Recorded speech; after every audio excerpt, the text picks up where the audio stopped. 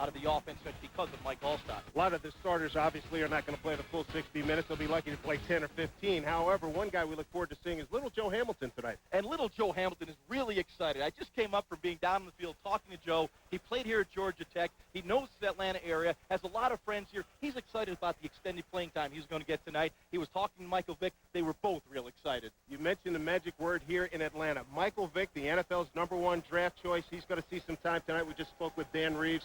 This kid played 22 college games. He's special. He is special, but he only threw 313 passes in college. So this is a raw talent. You watch Michael Vick, a tremendous athlete, but you watch him throw the football, you can see he can rotate the spheroid. It's only a matter of time before he learns and understands the nuance of the NFL. He's going to be a terrific player. Keep this in mind, folks, with the new divisional structure next year. Buck fans are going to see Michael Vick twice a year. It's going to be very interesting. Right now, Josh, let's take a look. Bill Curry, 4 keys to the game. But when you come in the final preseason game, you want to be sure that you're getting ready for the opener next week against the Cowboys. That means that you want to play mistake-free football. You do not want to line up wrong. You don't want to have guys going in motion the wrong way. You don't want to make those mental mistakes. That really is one of the keys to the game. The other thing you want to do, we're going to have officiating tonight that are replacement officials. When you have replacement officials, well, you couldn't make mistakes. But I was at the game last night. I called the game between the Jets and the Eagles. The replacement officials did a terrific job. All right. Bucks and the Falcons, the last game of the preseason. We're only a week away from the start of the real deal here in the NFL. Glad you're with us. Opening kickoff is coming up next. To the sidelines, Doug Graber standing by with Tony Dungy. Coach, a big game for a lot of these young players tonight, huh? Well, it is, and we've got some decisions to make, and usually the last impression is the lasting one, so I know these guys want to play well. How long will the starters play? Well, we're going to try to get about 15 plays for each group, and hopefully it'll be very crisp, and then we'll start getting the guys in that we want to get a look at. Good luck, Coach. Thank you, Doug.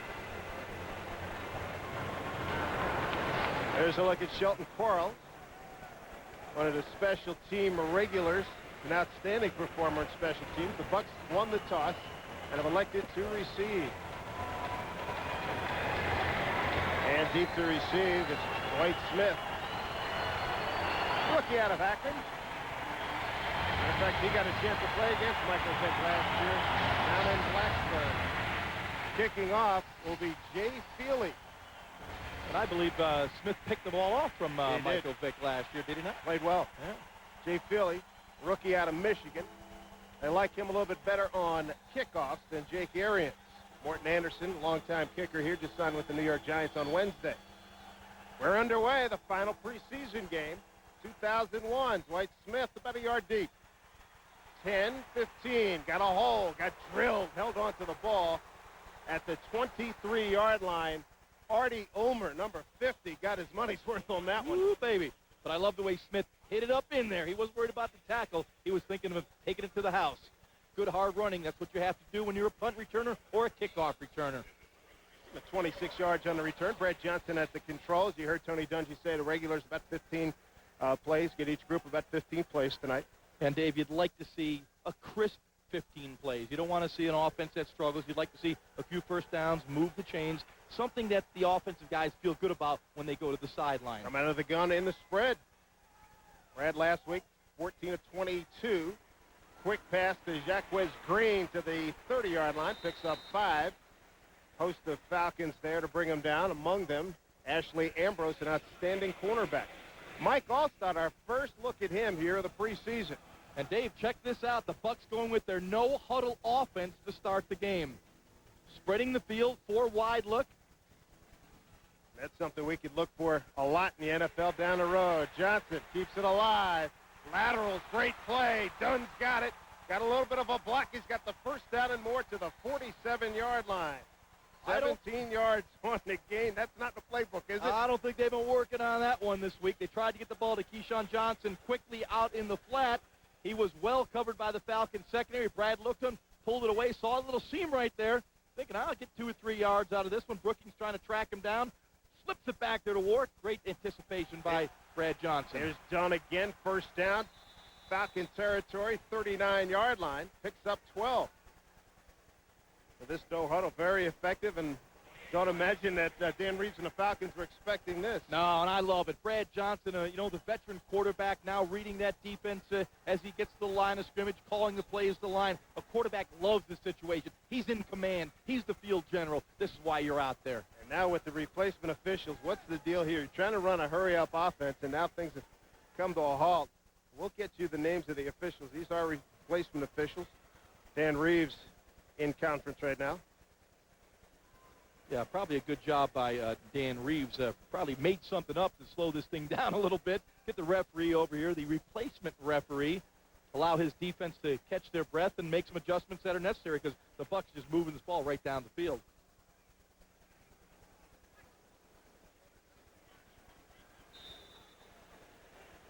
First and 10 at the Falcons' 40.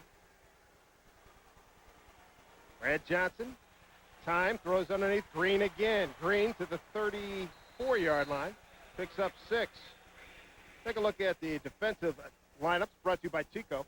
It's the defensive unit for the Atlanta Falcons. And Ray Buchanan, big play Ray, one of the top performers, defensive player of the year for the Falcons last season.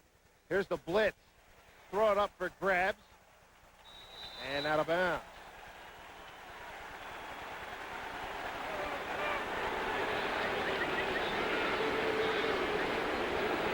Dan Reeves not a happy camper right now. He feels that Brad Johnson just threw that ball away, and of course he did, but there was a wide receiver in the area. Brad had to unload because the pressure was on as the Falcons came with the blitz.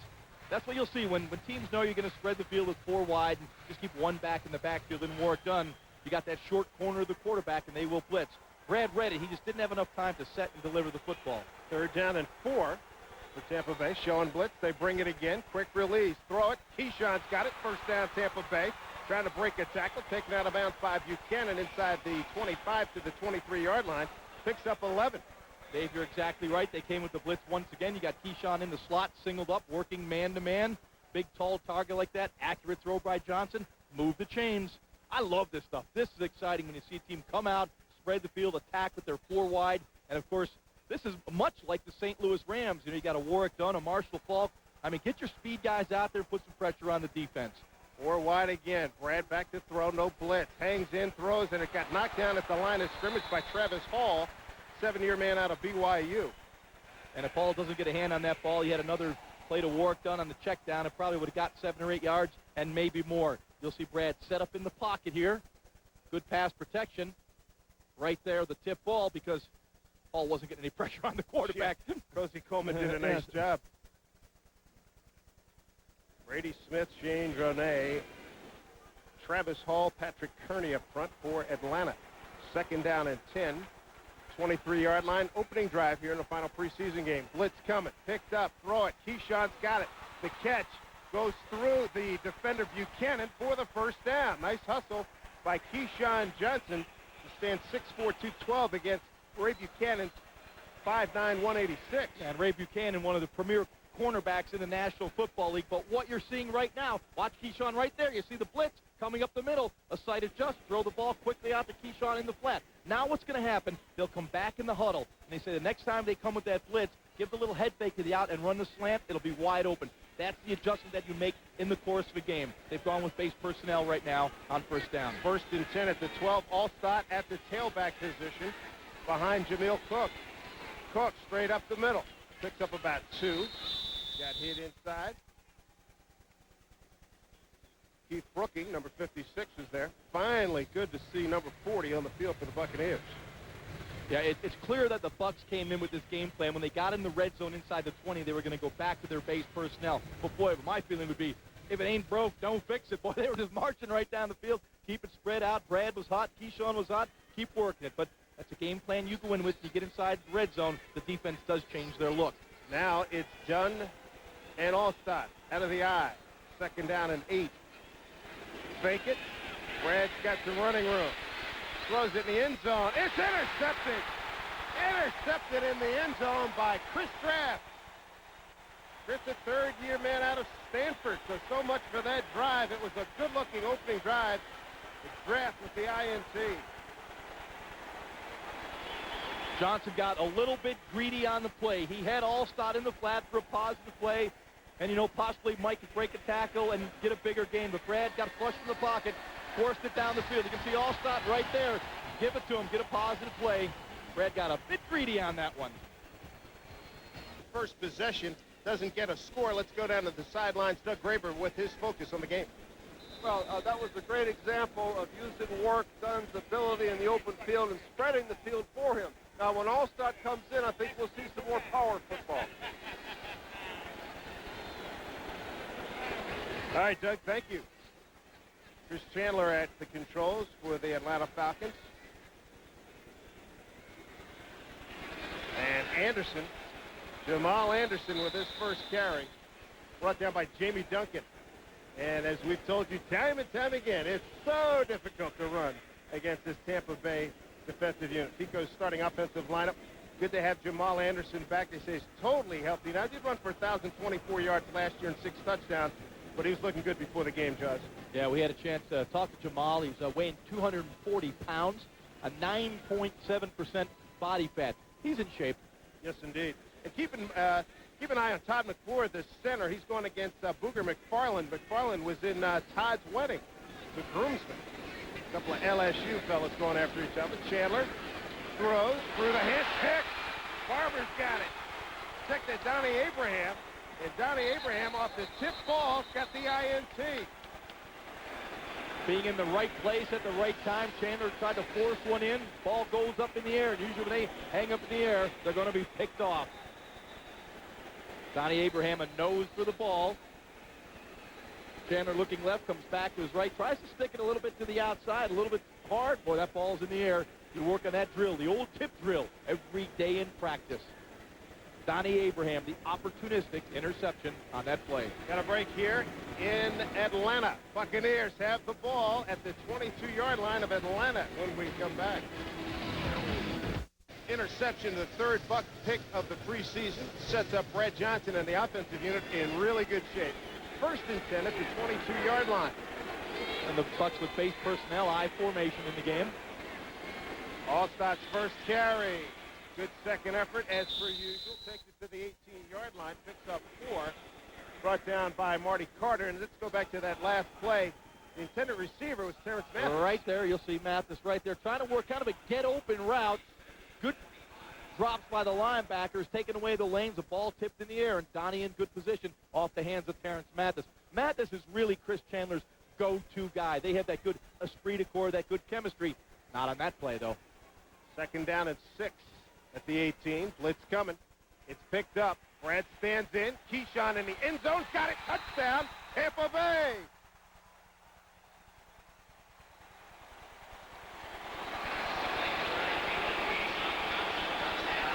The Johnson and Johnson connection gets Tampa Bay on the board, 6-0. Excellent call by Clyde Christensen. The Falcons come with the blitz. Excellent pickup. Brad, great anticipation in the pocket. Knows he has no free safety in the middle of the field. Can bring Keyshawn Johnson across the field. Nice touch. You see the linebacker blitz. That gets picked up. Good pocket. Step. Throw. Nice air under the ball. Accuracy. Touchdown. Gramatica now 5 out of 6 on points after. Keyshawn Johnson, his first touchdown of the preseason. Buccaneers have a 7-0 lead with 9:46 to go, first quarter here in Atlanta. There's the TJ for an injury report. Guys, thanks very much. The look at the ChiroMed injury report tonight. Of course, Mike Allstott back in there, but Jeff Christie still out with the injured knee for the Falcons. Jesse Tuggle had a bit of an injury, decided to retire earlier this week, and that's your ChiroMed injury report. Still back up to Dave Sims and Ron Jaworski with the Bucs on top 7-0. Thank you, TJ. Brad to Keyshawn, 18 yards, 2 plays on that 22-yard drive. Here's Gramatica's kick. It goes to the far sideline. Vaughn got his hands on it. Probably not the 6 that Travis Jersey, number 36, got his hands on it. Now they're going to on the 1-yard line. Is that unbelievable? And Travis Jersey is a veteran, former Green Bay Packer. Travis in his 7th year out of the Citadel. Boy, he'll hear what for when he gets back. Man, Joe DeCamillis, a special teams coach for the Falcons, not going to be very happy when Travis comes to the sideline right there. That was a rookie play, not a play of a 7-year veteran. Travis Jervey, my goodness. If you're Chris Chandler, you've just thrown an interception, set up a Bucs touchdown. Now you got to come out and huddle up under the shadow of your goalpost. Of course, there's no shadow. We're in a dome. That's right. The shadow of the bright lights here at the Georgia Dome. Chris Chandler took these Atlanta Falcons to the Super Bowl after the '98 season. And since then, Dave, their record has been 9-23. And of course, they lost Tony Martin, who went to Miami for a couple years, now back with them. Jamal Anderson out with the knee injury. That killed him right after that Super Bowl really year. killed him. Jamal was outstanding that Super Bowl year. 1,846 yards, carried the ball 410 times, an NFL record. Bucs got to love this defensively. 8 in the box right now. They are playing the run. They're going to penetrate. Jamal maybe to the 3. He's tackled outside there. Jamie Duncan got him. Take a look at the Time Warner scoring drive. And that's the play that set it up. Tip ball by Mathis to Donnie Abraham. And 2 plays, 22 yards later, Brad to Keyshawn for 6. Boy, play action, Dave, is so good for your pass protection. You have your 5 offensive linemen blocking and your back staying in the block. So you have almost maximum protection. You have 7 players into block. That gave Brad time to let Keyshawn come all the way across the field. That time Jamal Anderson takes it across the 5, maybe to the 6-yard line. He pulled over Derek Brooks, a sight you don't see often. A heck of a collision. Jamie Duncan there as well. Actually, it was Jamie that he got. Bucs, Tico's starting lineups. Simeon Rice, what a week he had last week. 2 tackles, a pass defense, and a sack. And Drew Bledsoe, leave me alone, please. You got it. Get a body on him. Yeah, I had a chance to speak with Monty Kiffin, the Bucs defensive coordinator, this morning, and he is really excited about this defense. He really feels that they have their edge back. I think we would all agree. Last year they kind of lost their edge late in the season. Didn't dominate like everyone that's been a Bucs fan has been accustomed to. 3rd and 5 at the 6. A movement. Chandler, pump fake. From behind, loose ball. Still loose. I think the penalty, however, is going to be against Tampa Bay. I would agree with you. Unfortunately, there was offsides on the I play. think it might have been Booger McFarland. And the ball was knocked loose by Simeon Rice.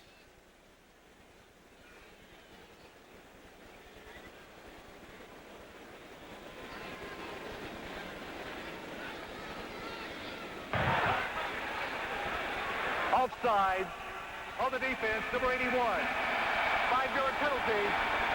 First down. Monty Kiffin, boy, had a chance right there to really make something happen. And Chuck Darby got called for the penalty.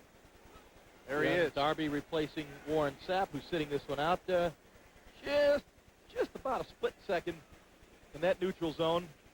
Cost a turnover.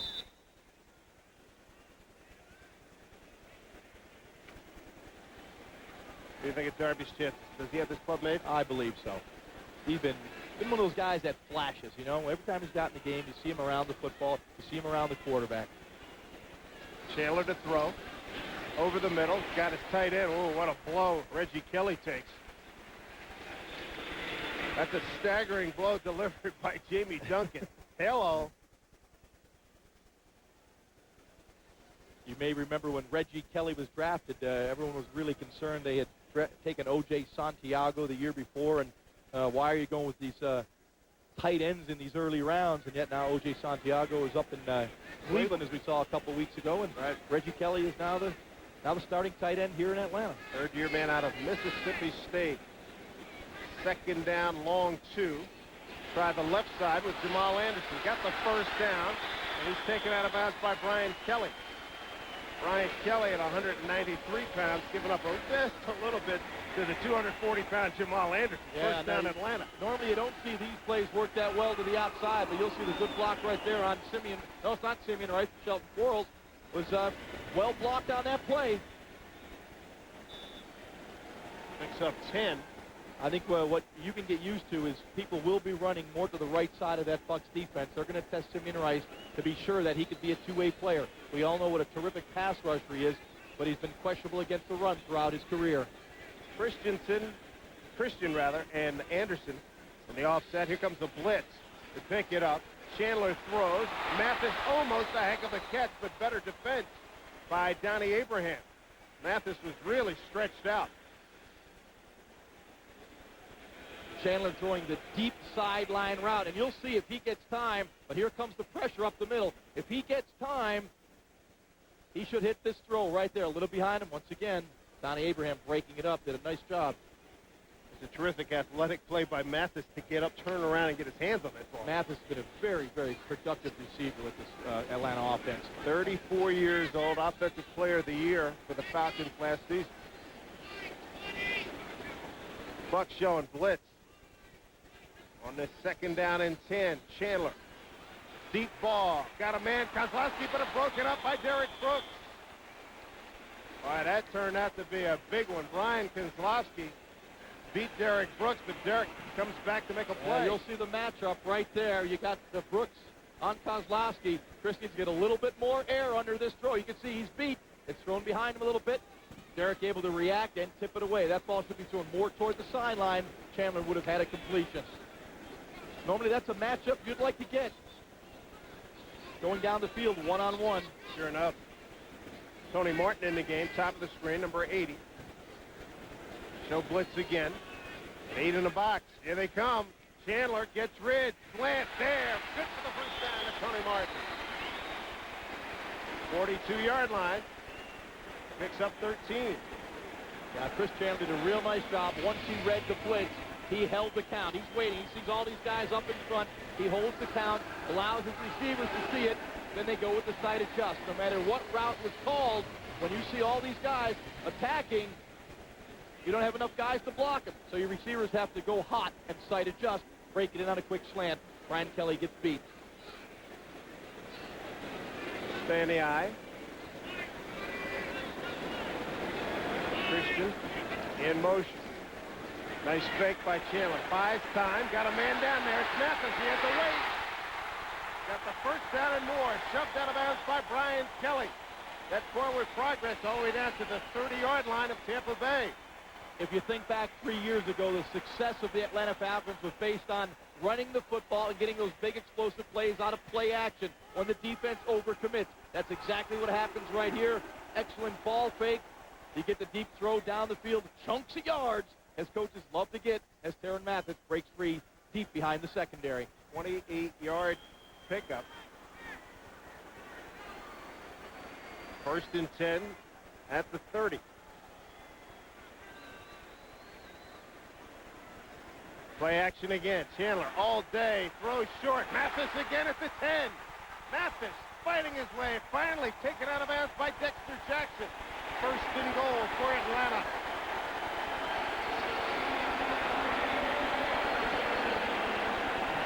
It's all about pass protection. You give a veteran quarterback like Chris Chandler time to scan the field, he will find an open receiver. Again, the play action sucks up the linebackers. Jamie Duncan stuck in no man's land right there. He's got to get back into that square end zone. He does not. Good play action pass opens up the void in the secondary. Mathis 2 catches, 28 and 23 yards respectively. Last 2 plays. Came in with 4 catches on the preseason. 1st and goal from the 7 for the Falcons. Draw to Anderson. Straight up the gut. Stumbles, and they give it to him. Now he's down about the 1. They're going to give him to the 1. Picks up 6. He wants to do the dirty bird again. And again, this against first-team defensive unit here, right? Jamal Anderson at his best right here, delivering the blow, pad level down, good quickness right there. As you can see, the knee is down before he crosses the goal line. Good call by the replacement officials, but boy, this has been an outstanding drive by the Atlanta Falcons against this Bucs defense without John Lynch and Warren Sapp. Falcons 14th, next to last in NFC rushing a year ago. Threatening here, 2nd and goal at the 1. Chandler, good play fake, but not good enough. Down he goes. He got sacked by Anthony McFarland. Very, very strange call. You're pounding the football. You go to the play action pass, looking for the free one. But look at that play by McFarland. He reads that it's not a run, blows it up in the backfield, grabs Chris Chandler and throws him to the ground. Great awareness by Anthony McFarland, the 300-pounder out of LSU. 9-yard loss. it looked like Chandler had everybody fooled. They got Dallas Neal, an extra tight end, left side. 3 wide outs. Got Jefferson at the very top. On this 3rd down and goal from the 10. Chandler to throw. Flushed out. Running. Throws end zone. Penalty flag is good for a touchdown. Simeon Rice was tackled on the play. It goes to Terrence Mathis for the touchdown, but that is coming back. That is coming back. Yeah, Bob Whitfield, one of the better tackles in the National Football League, literally tackled Simeon Rice on the play. That one will be coming back. Either that or get Chandler have his block knocked off, right?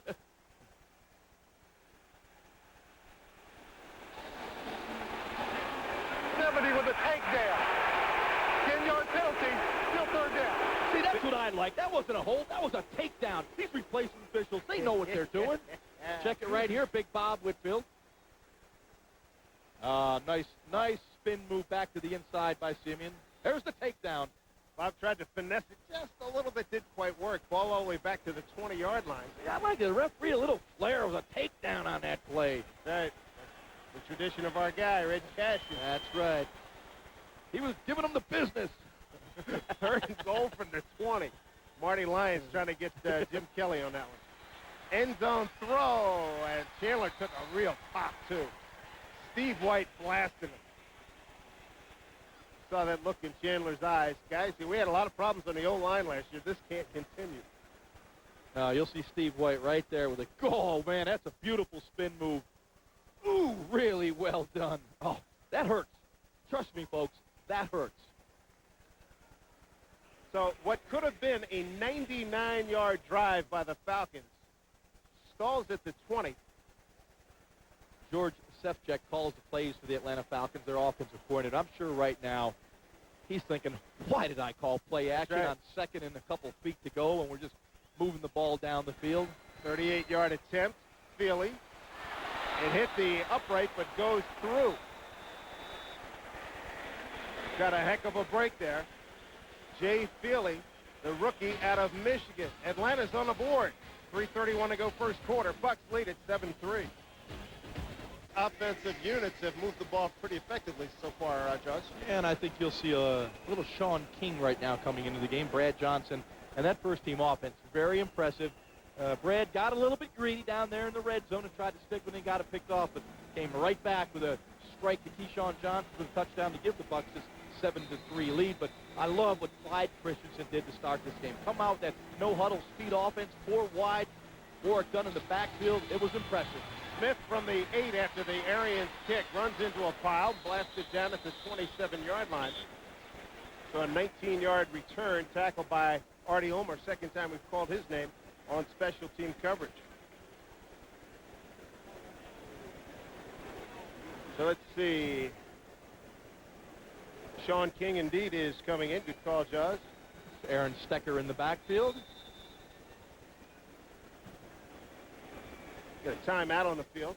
We'll set the there's a Buccaneer fan. That's what I'm talking about, man. He made the trip. You gotta love it. My kind of guy. That is some piece of headgear. Back with more in a moment. Where'd you get those? 7-3. Sean's numbers on the preseason to this point, 3:22 to go here in the first quarter. Those numbers very solid for Sean King. Got an excellent camp and an excellent preseason. Got a lot of second unit ball players in there right now. Aaron Stecker at running back. Sean stumbles. Stecker trying to get outside. Got tackled by Chris Graff, number 54.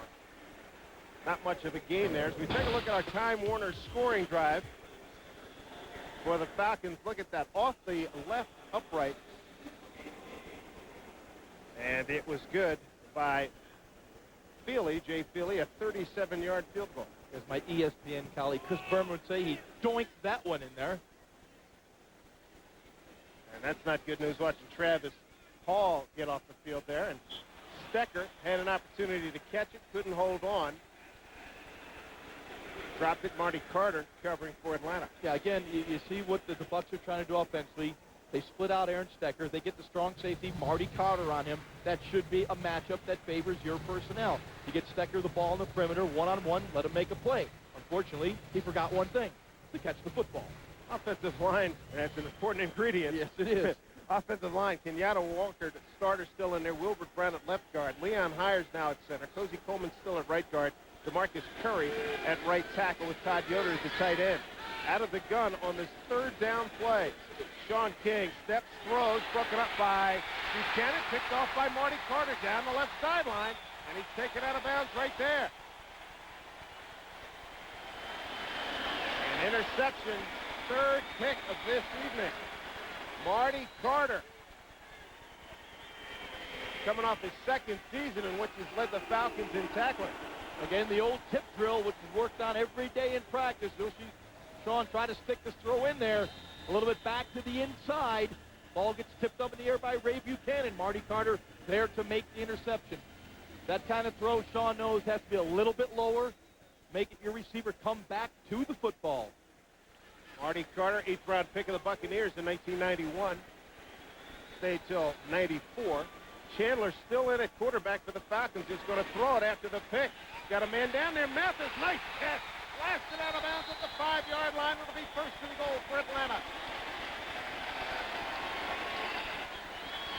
Chris Chandler. Boy, he really exploited David Gibson that time. No question. The Bucs double zone was exploited on this play. Chris Chandler with a perfect throw right in the hole, right over Brian Kelly, and right in front of David Gibson. Well, you could tell guys that have worked together for a long time. Chris Chandler and Terrence Mathis, they have that feel. Jefferson will be to Chandler's left, Mathis to the right. Mathis in motion. First and goal inside the 5. Jamal Anderson, third effort, touchdown, Atlanta. That makes the 2nd and 1 call even more surprising when they were down at the goal line going play action. You have a flag down. Penalty flag down. We'll see what happens.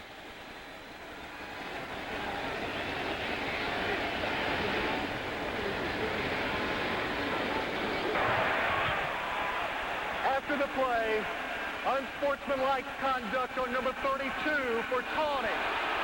That foul will carry over to the kickoff.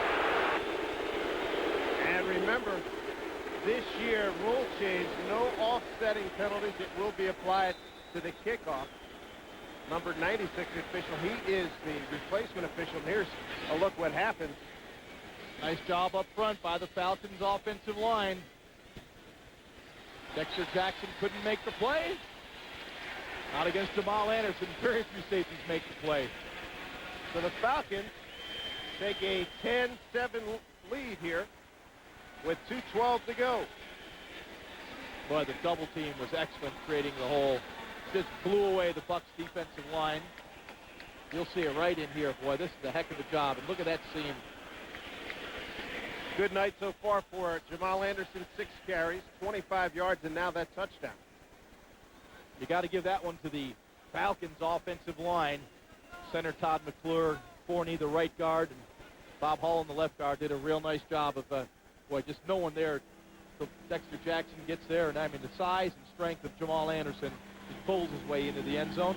A little excitement, getting in Nate Webster's face. Well, I like the fact that no more offsetting. I like that rule change. Yeah, and, hey, you know, make them pay for it. Hey, the league is going to enforce that this year. They don't, they've made a concerted effort to stop the taunting, no matter how little it may be. They're going to be all over it. Even the replacement guys called it. Jamal Anderson pretty exercised there, too. Jamal, don't forget, we got new rule book. You know, the preseason games are much more important for Dan Reeves than the Atlanta Falcons. You know, after that Super Bowl loss to Denver, their record has been 9-23 since. There's a lot of empty seats here at the Georgia Dome. They drafted Michael Vick #1. They want to install that winning feeling within this organization and within the city of Atlanta. So the preseason games are important as far as winning and losing goes for the Falcons. Dwight Smith, deep to receive. Here's the kick from Jay Feely. Falcons have taken a 10-7 lead. Smith from the 14, 30, 35, 40-yard line. And you see how badly that penalty really does a number on Atlanta. Let's go down to Doug Graber for more on that play. It was very interesting on that taunting penalty. The umpire number 56, Ron Baines from the NFL office, went on the field, told the replacement official that should have been called, and it was called, and that was a good call. Coach on top of things down there on the sideline, and we actually do have not only officials on the field, we have a number of officials on the sideline that alternate in and out. So there are extra officials here at this fourth preseason game, the replacement officials. Got a lot of eyes watching, kind of like that. Sean King back to throw, pump fake, flush, buys some time. Got a good block from Cook. Boy, nothing like this peel back block to save a quarterback's life. Yeah, and Ed Jasper, number 95, fortunately for Jasper, saw Cook coming.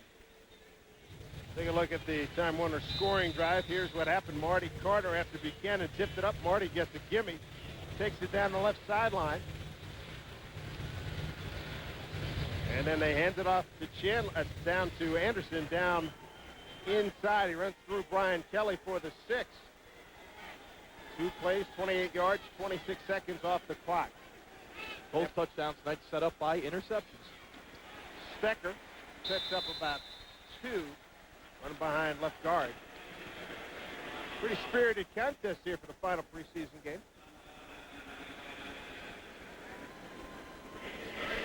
Number 56 is Keith Brooking. Good player. Got KO'd last year with a knee injury. Aaron Stecker's had a very productive preseason.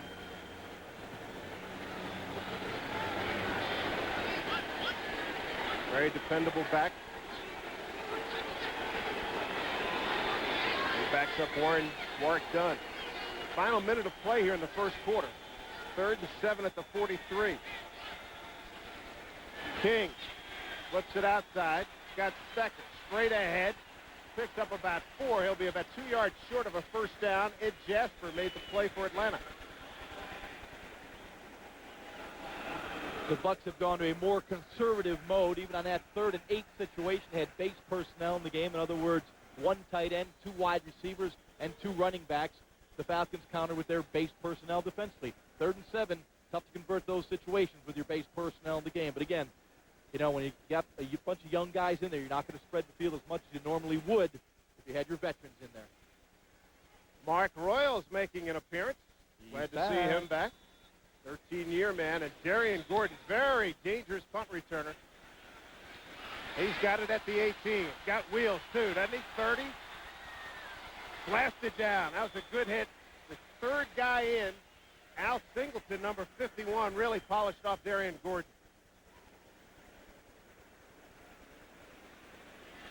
So 1 quarter is complete here in Atlanta. And the Falcons have rallied. They lead it by the score of 10-7. I just love football. Love being at the game. This is what it's all about. Not like that in the studio, is it? Hey, folks, bolt yourself in for the Lightning 10-pack. It's $79, John.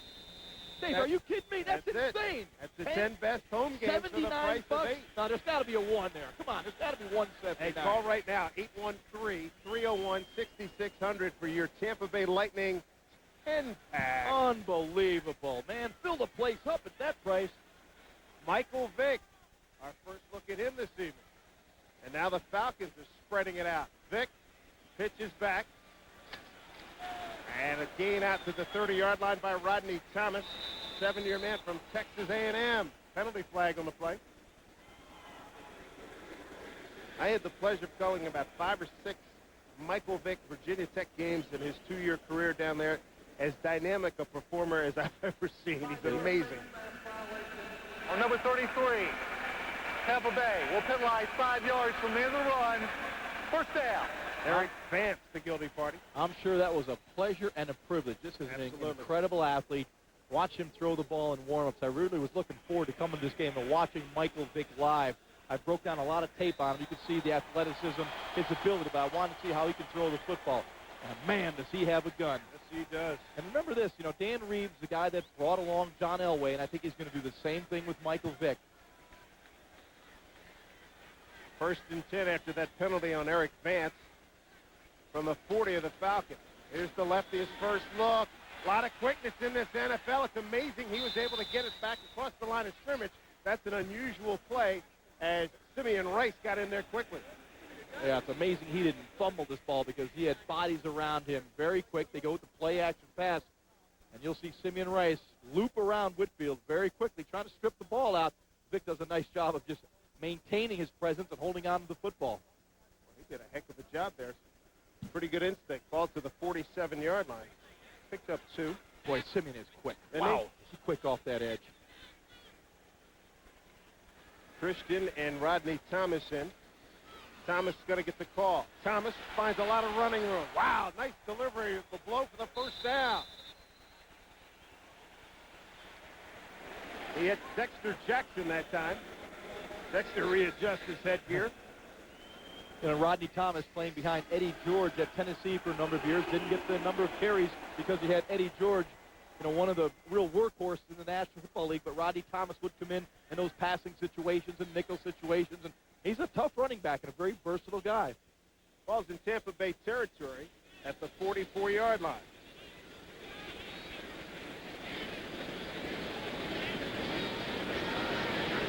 Long count. Vic to Thomas, looking for something. Nothing there.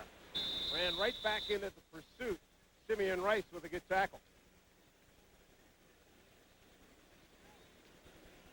You know, Dave, we've talked about the runs that are effective against this Buccaneer defense, and they're usually those straight-ahead man-on-a-man blocking schemes, and that's what the Falcons like to do, just get a body on a body, try to move people.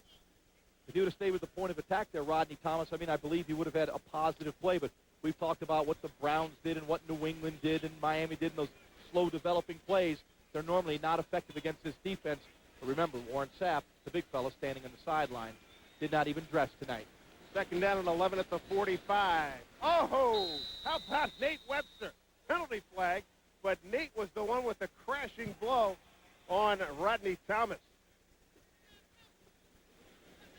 Nate's going to give him a hello right here.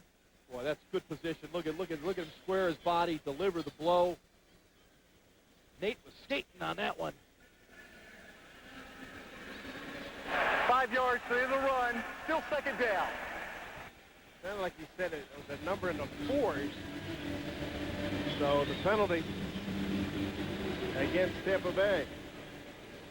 The replacement officials have not quite figured out what button to press to turn their mic on. There'll probably be another meeting on that this week. Right. And as they say, if that's the least of their worries, You they got can it. go with that. Yeah, Second you see down it right there. Second down and 6 at the Tampa Bay 40. Dexter reaching in a little bit, grabbing a little face mask. It was Dexter Jackson. Vic, play action. Singleton not buying. But Vic gets away. This is what we're talking about. How does he do it? Keeps it alive and finally taken down. Nate Webster got him, and they've met before in the Miami-Virginia Tech series. There's Singleton, who played at Temple. Well, if he was back at Virginia Tech, he probably would run for about 50 yards on this play, but this is the National Football League where all 11 guys on the defense are quality football players. Al Singleton Al couldn't finish had him him, off. got to wrap him up. But one thing about this Buck defense, you know what its foundation is, speed and pursuit. Al comes back. Yeah, and even Michael Vick can't get away. Third down and 8. Early stages here of the second quarter. Bucks got on the board first. First team unit, Brad Johnson and Keyshawn. Johnson 7-0. Feely a field goal for Atlanta. Then Anderson a 6-yard run, 10-7 Atlanta. Empty backfield for Vick. Vick, ball's up in the air. He got sacked. McFarland got him. Hooker's been very effective tonight. Been very effective all preseason. Had a strong year last season. One thing Michael Vick is going to have to learn, you get in 3rd and 7 or more, the ball must come out. Here he sets up quick and deliver the football. It's not there. Wait. That clock's running, and sooner or later, you're going to get clocked. That is what happened, too. There's a look at McFarland. Very good player. Yes. Good numbers here in the preseason. And not a whole lot of time. We've got Chris Moore on to punt. And Carl Williams deep for Tampa Bay. High hanger. Williams signals for a fair catch. They got a chance to down this. Super job. Super job. Number 35, John Dale Carty. What a punt. Woo! Moore hung that one up there in the rafters here at the Georgia Dome. Allowed his coverage to get down there. Put a little backspin on it, kind of like my pitching wedge. Stopped that baby at the 1-yard line. 41 yards on that punt. Have you seen my pitching wedge, Dave? Yeah, I know. Isn't that beautiful? Get it to hang up. Hit. Little action. Make it die right there. That was well done. We'll take a timeout. Here from Atlanta, it's 10-7 Falcons. Second quarter, 10:44 to go.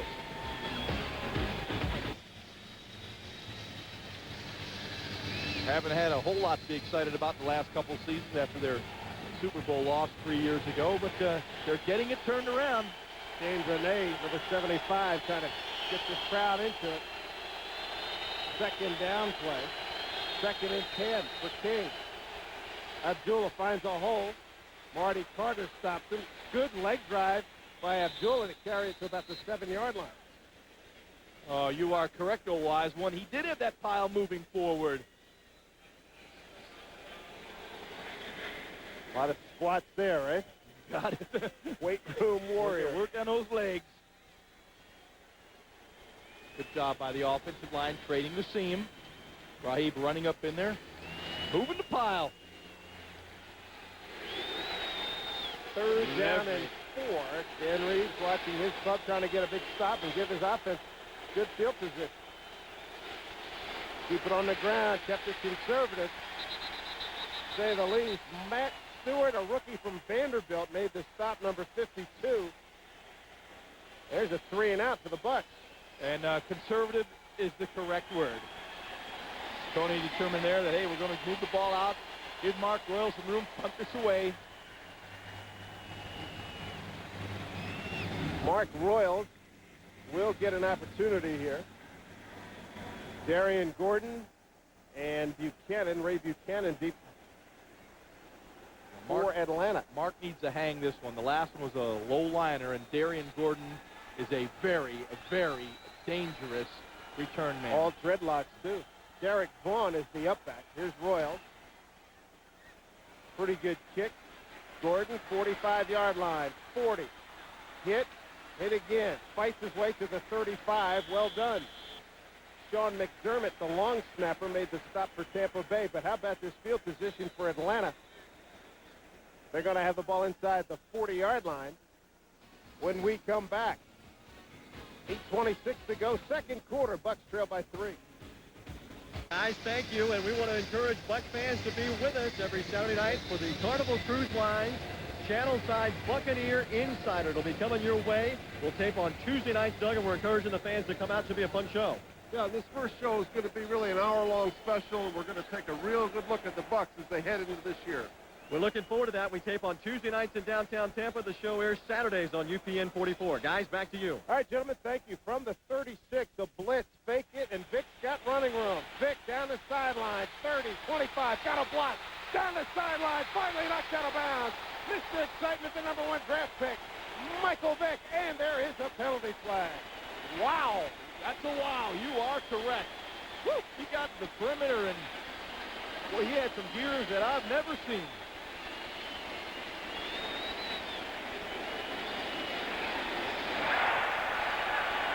Personal foul, late hit, number 38 out of bounds. What's that like? Half the distance. First down. That does not help the cause of John Howell, the rookie out of Colorado State. Take a look at this. The quick feet. They did not fail him. Well, this was just a fake pitch. Everyone running to the right. Vic bootlegging out to the left. Look at these feet. Hello. Wow. There's some quickness. Right there is a great move. Just remarkable. Good camera work, guys. There's a look up top. How about 82? Eugene Baker got a freebie on Gooch. First and goal, 7-yard line. Lone setback is Thomas. That's a horrible call on the late hit. I mean, Howell doesn't know that he stepped out 5 yards back there. Thomas ran up the middle for a couple. Howell comes back to make the tackle. So far in penalties, the Bucs 4 penalties for 23 yards. The Falcons 2 for 25. If you're Howell, this is a tough tough situation trying to make this ball club. No question, yeah. But, I mean, hey, he's running down there full speed. He doesn't see Michael step out right there. He's still coming down. Now he's thinking, you see Vic still battling to get to the end zone. You got to hit him. Oh, yeah. Ooh, good call, Josh. Yeah, I agree. Yeah. That's that basic football. Yeah, I didn't see Vic stop. Yeah, it's a collision sport. Vic. Thomas to the 5. Yes, sir. Woo-hoo. That got everybody fired up. Ron Warner out of Kansas.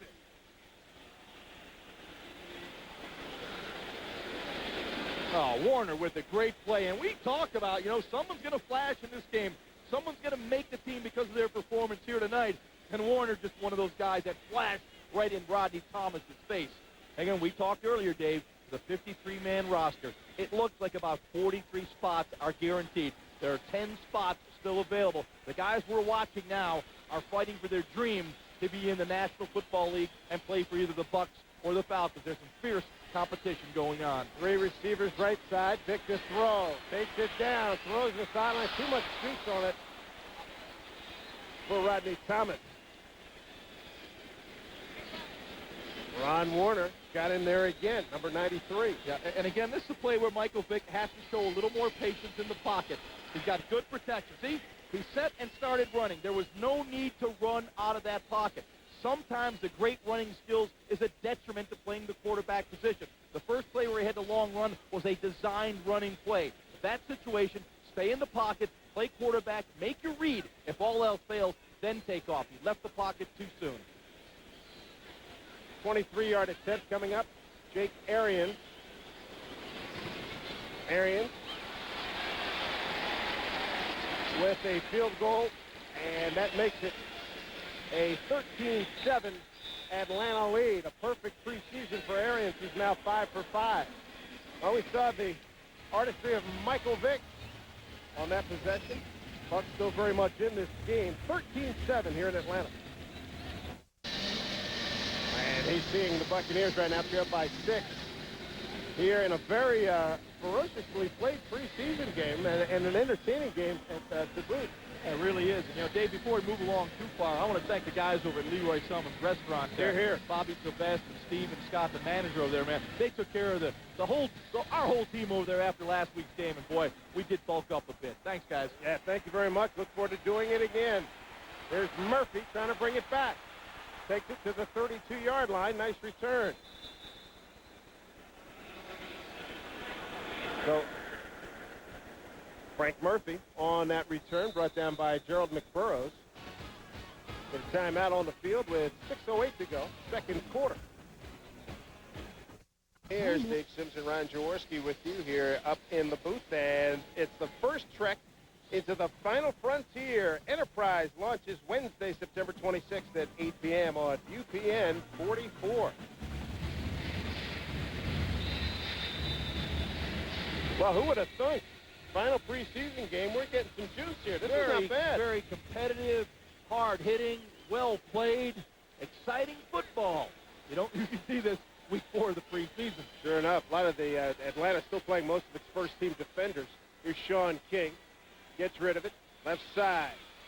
Riddell Anthony scoots up, picks up about 8. Chris Draft went out from his linebacking position to make the stop. Boy, it really is good to see Riddell Anthony starting to come along. He's had a very strong preseason. You can't say enough about having depth at that position. In today's NFL, you need those explosive plays. We saw Clyde Christensen open up this game with a 4 wide receiver look and done in the backfield. Man, that's where the points come, out of the passing game. If you're just joining us, it was impressive the way Brad Johnson led the Bucs down the field. Straight up the middle, that's good for a first down. Ravi Abdullah. Check that, Pepe Pearson, beg your pardon. Pepe's first carry tonight. Yeah, and Pepe, one of those guys fighting for a roster spot right now, one of those players on the bubble, as we say. Done a pretty nice job here in the preseason. Played very well against the Dolphins week 1. Got 5 catches so far, so picked up the first down there. From the 45. King, decent time. Takes it down, has a block, and he'll get down at the 47-yard line. Keith Brookings brought him down, number 56. Did Sean King ever play baseball? We've got to teach him how to slide. Yep. You know, that head first, I mean, don't take the unnecessary hits. That's one you get the knee in the helmet, you know, the knee in the neck, the knee in the back. You know, once you get out here, get down, young man. Slide in there. Don't take that hit. I respect his courage, but I think it's better safe than sorry. Sure enough. Nice delay. pickup by Abdul. Pearson, but a good tackle from behind. You see number 95 got in there. Ed Jasper, 5-year player out of Texas A&M. When Abdullah does a real nice job of picking up the penetration from the linebacker right there. Good pad level. Chris Daft, who had an interception early in the game, met Abdullah right in the hole. Good contact. Raheem did a nice job. Ball right at midfield. Warwick Dunn takes it all in. Played well in that first couple series. 3rd down and 5, and some movement.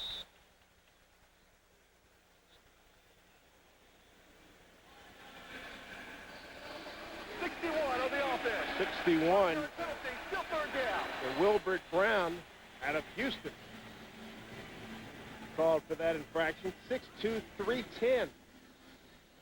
See, what this does, it takes you out of a manageable situation. 3rd and 5, 3rd and 5.5. You've got your full playbook available to you. Now you take this thing back to 3rd and 10. You're limited in what you can do. You have to run deeper routes, take a deeper drop. That's a big 5-yard penalty. We talked early in the game. Do not make the mental mistakes, and they've made mistakes. Too many penalties tonight. Out of the gun, 3 wide, top of your screen. One of them is Corey Ivy. King takes it down. Does he have enough wheels to get it? Got hit from behind by number 97. That was Patrick Kearney. And he's going to be short of a first down by about the length of the football.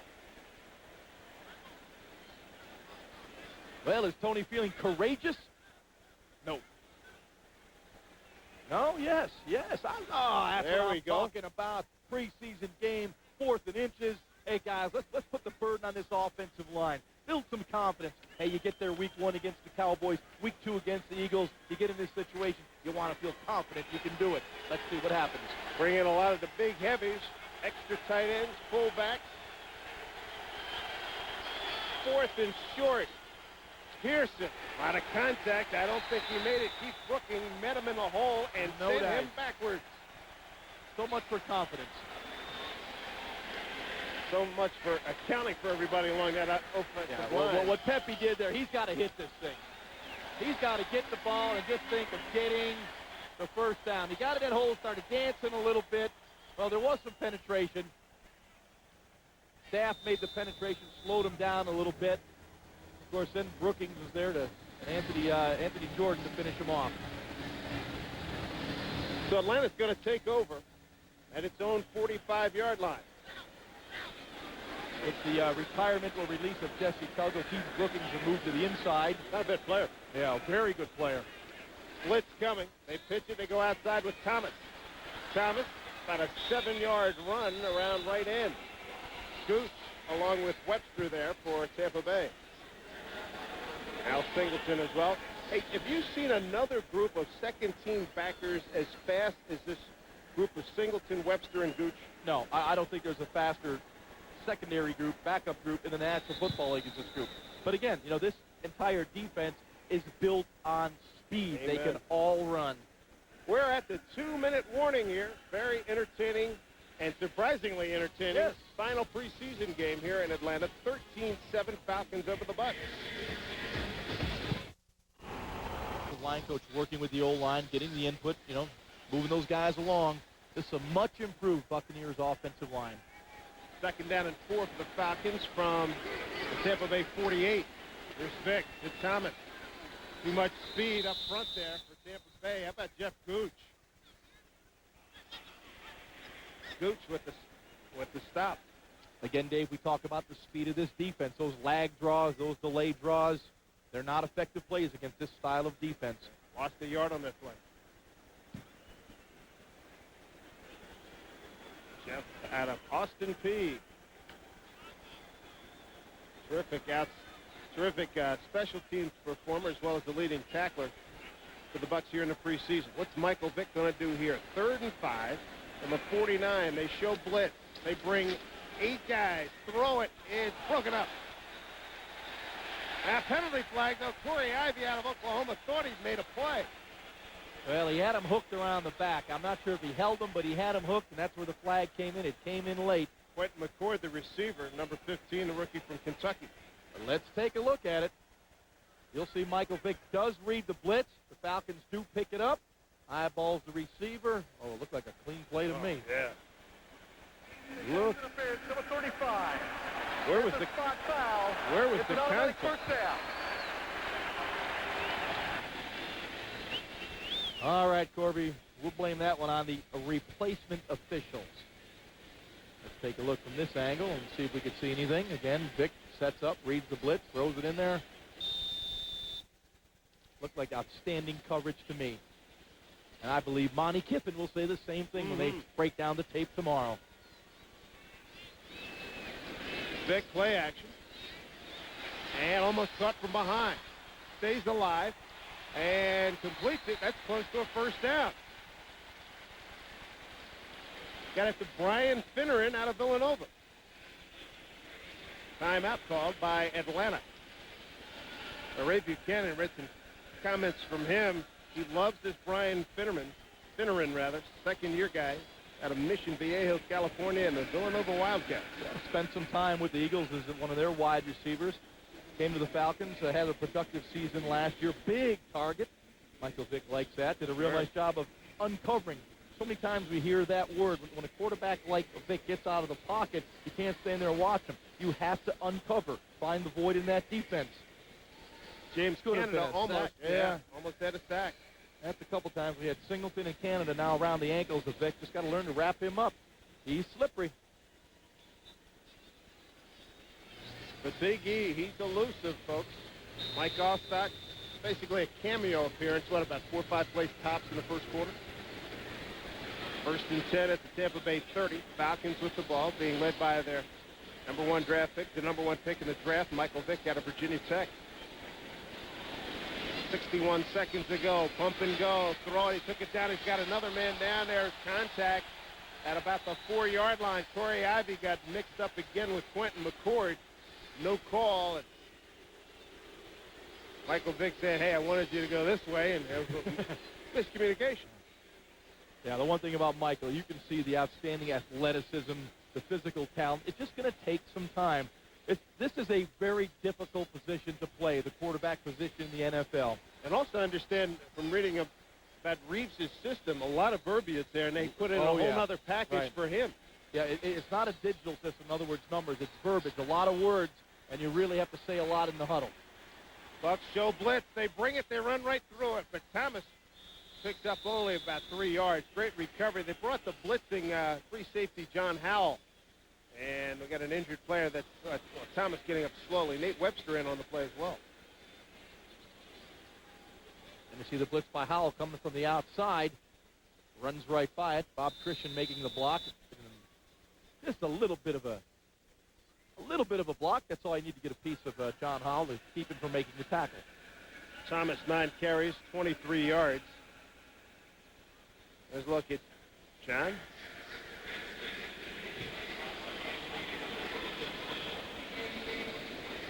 Had a chance to talk to Monty Kiffin and to talk about the middle linebacker spot right there. We'll get to that a little bit later on in the program, but good battle going on for middle linebacker.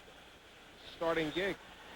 You know, as I travel around the NFL every weekend, different cities, talk to different coaching staffs, player personnel guys, Monty Kiffin, one of the more respected guys coordinating a defense around this league, does a great job of breaking down your schemes in those nickel passing situations. A very brilliant mind, bright guy, knows how to get after the quarterback. 3rd down and 9 from the 29-yard line with 31 seconds to go. Falcons leading 13-7, looking to extend. Vick, deep drop, throws on a line. Got the rookie from Kentucky, McCord. And McCord gets it inside the 25-yard line. Brian Kelly with the stop. The clock runs with 17 seconds. That'll bring on the field goal team, Jay Feely. Feely has a 38-yarder to his credit. Arians has a 23-yarder to his credit. And a timeout called with 6 seconds to go. So it's going to be about a 40-yard attempt. 30-second timeout. Well, Dave, what do you think of these replacement officials? Hey, so far tonight, not a bad job. Just one or two quibbles. Yeah, the game but has moved plenty, along. Right, moved along, and there's a lot of folks on the sideline, too. They've brought ample personnel, that's for sure. You got to really get a feel for what's going to happen over the next week. Will the real officials come back? Hey, you'd much rather have the regular guys there, but clearly, the game hasn't seemed to have lost a beat. I did a game last night doing this game. Read in this morning's paper all the games around the league. They all move, rather smoothly. Let me ask you this. The familiarity of the players with the regular guys, how big a factor is that? I don't think it's a much of a factor. The quarterbacks like to get to know the referee that stands behind them, but for the most part, the players come out and play. They don't know who the side judge is, the back judge, the umpire, the line judge. They're playing football. Feely from 41 yards out. No good. Pushed it to the right. Penalty flag on the play, though.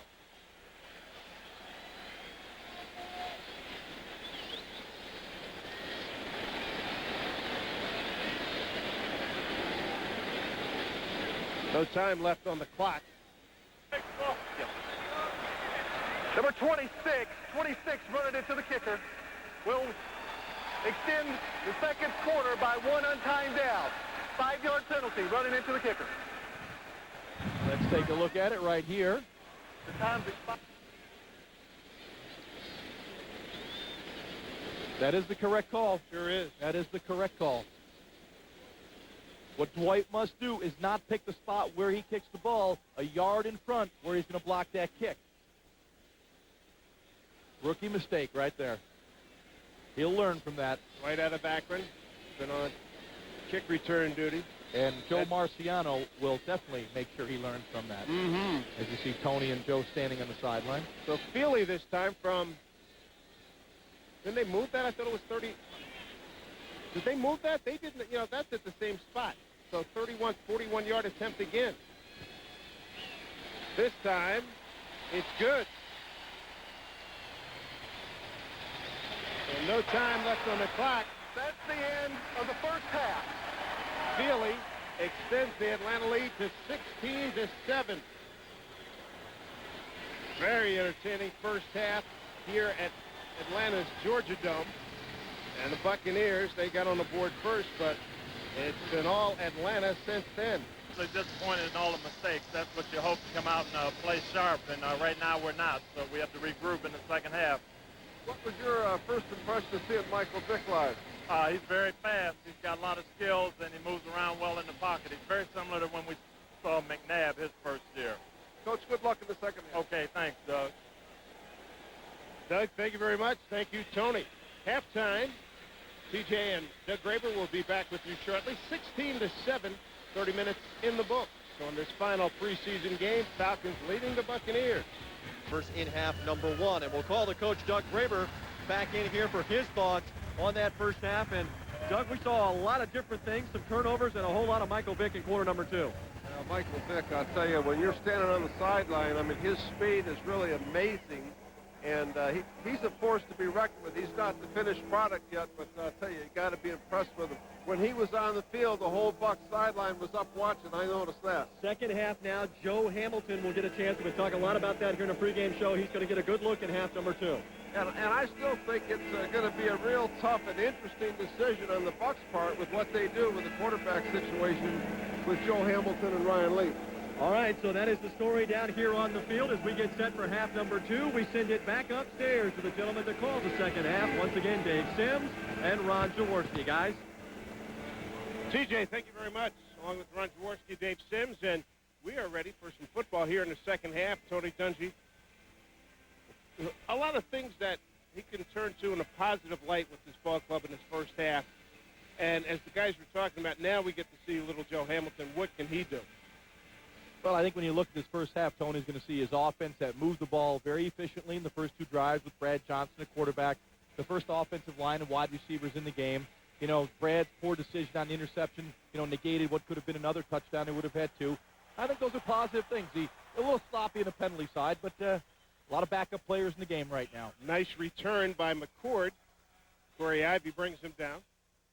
So Atlanta's going to have real good field position to start this second half. And Michael Vick will start the second half for Atlanta. You know, Dave, I still believe the one consistent negative throughout this preseason has been the kicking game. You bet. You know, they've been giving too much yards on the kickoff returns and the punt returns, and football is a game of field position. You give a team like the Falcons the ball at the 35, you just shorten the field for them. I think Joe Marciano, when he solidifies his roster, is going to work very diligently to tighten up the coverage teams. Big collision on the outside. Maurice Smith, who's out of North Carolina A&T. Ron Warner on the play, shaken up. Sure was. Yeah. What a collision. Point of attack. Gain of about 3 on the play. I think that was one of those ring-ding-dings. Hello. Defensively, the Bucs didn't play well in that first half. I didn't sense the urgency of wanting to get to make the plays, give them 13 first downs, a boatload of yards, 170 total yards. It wasn't the kind of performance defensively that we're accustomed to seeing. Vick throws a dart. Finneran for the first down into Tampa Bay territory at the 49-yard line. Dart is a great word. Boy, that baby was... Whew. Yeah, that thing had some hum on it. Nice job by Vick as he sets up in the pocket. Good balance. Keeps his feet under him and delivers this thing on the money. What a 13-yard pickup. Nicely done. I didn't even see the ball until it stopped in Finneran's hands. Got him pretty much coming out of the break, too. Just technically what you guys talk about all the time. Timing and rhythm of the passing game. Finneran in motion. Ball goes to Smith. Smith with a lot of running room. First down and more to the 30. 19-yard pickup before John Howell finally stops him. 19 yards on the pick. Great job on the double team right there. Seal the inside and create that lane. Smith barrels up in there. He'd been having a good preseason coming into tonight's action. Yeah, a missed tackle by Eric Vance. You got to get that nose on the ball carrier. You can't be arm tackling in this business. McLeod, the up back. Smith in front of him as we look at Tampa Bay backers. McLeod in motion. Smith to the edge. And Webster got in there quickly at lightning speed along with Al Singleton. Yeah, you'll check out Webster. Boy, he just fast flows to the ball, number 51, or 52, excuse me, Webster. 51 Shingleton gets knocked down. We spoke to Monty Kiffin. What about the battle for the starting middle linebacker spot between Jamie Duncan and Nate Webster? Jamie won't let up. I mean, Jamie's really playing the best that he's played, and Nate, he's a hungry football player. He wants to be in there all the time. And so, but it's a good situation. Tried to get the ball into number 40, McLeod. Corey Ivy on the pop.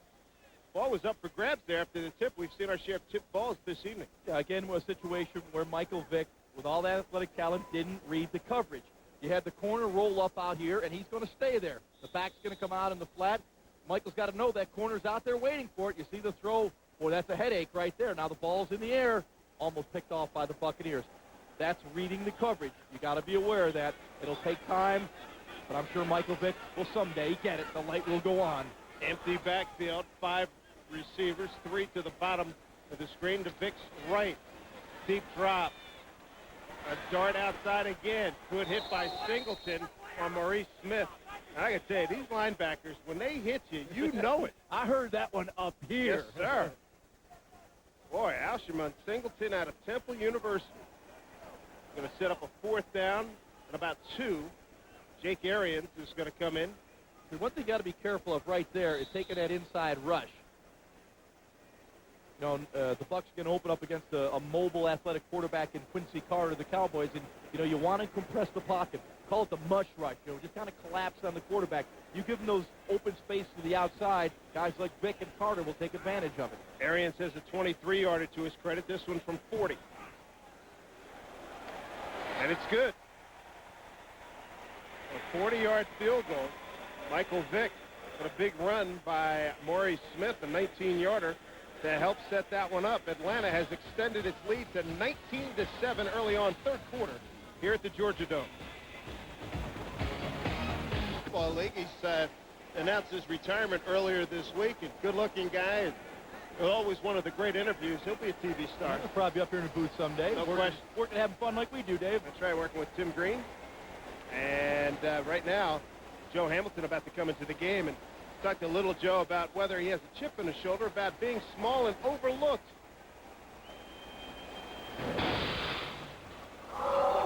Yeah, I've been 5'10", all my life. It's not like I just, shrunk and had to find lanes and, had to make do, had to, rush back to my, my drop to make sure I'm on time, be accurate.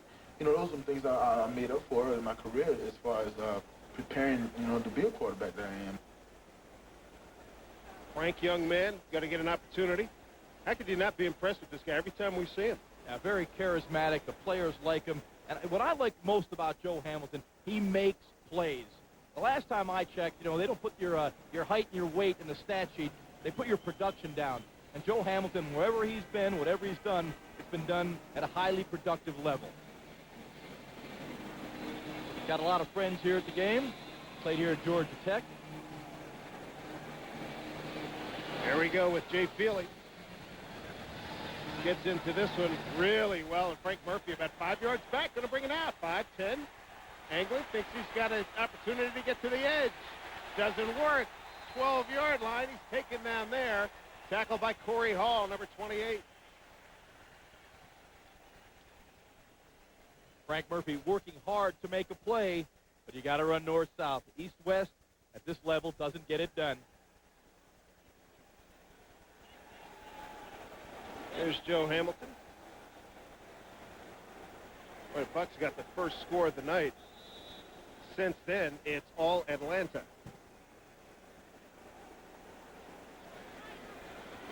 Back in the town where he made a name for himself here in Atlanta. Here's Joe Marciano. Talking things over with one of the Bucs, Jamil Cook, the man in motion. Stecker gets the call. Maybe 2 yards. Sean Swada with Chuck Wiley on the tackle for Atlanta. What you like to see the Bucs do is sustain some offense down, move the chains, get some first downs. They got some big plays early in the game. Out of the pass game, they haven't run the game, haven't had the running game going with much efficiency so far this evening. 2nd down and 7.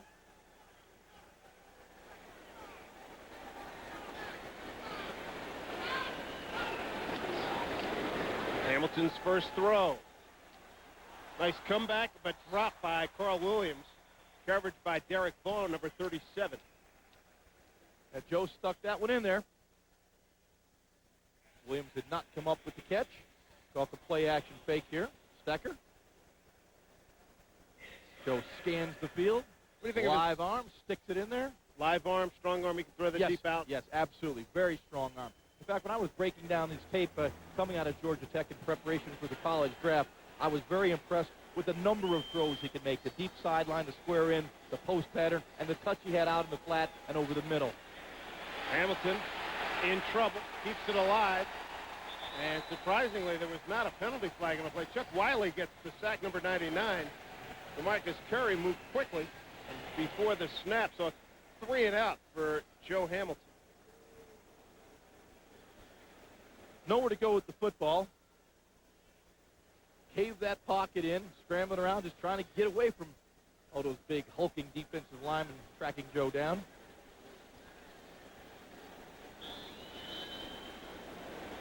Mark Royals.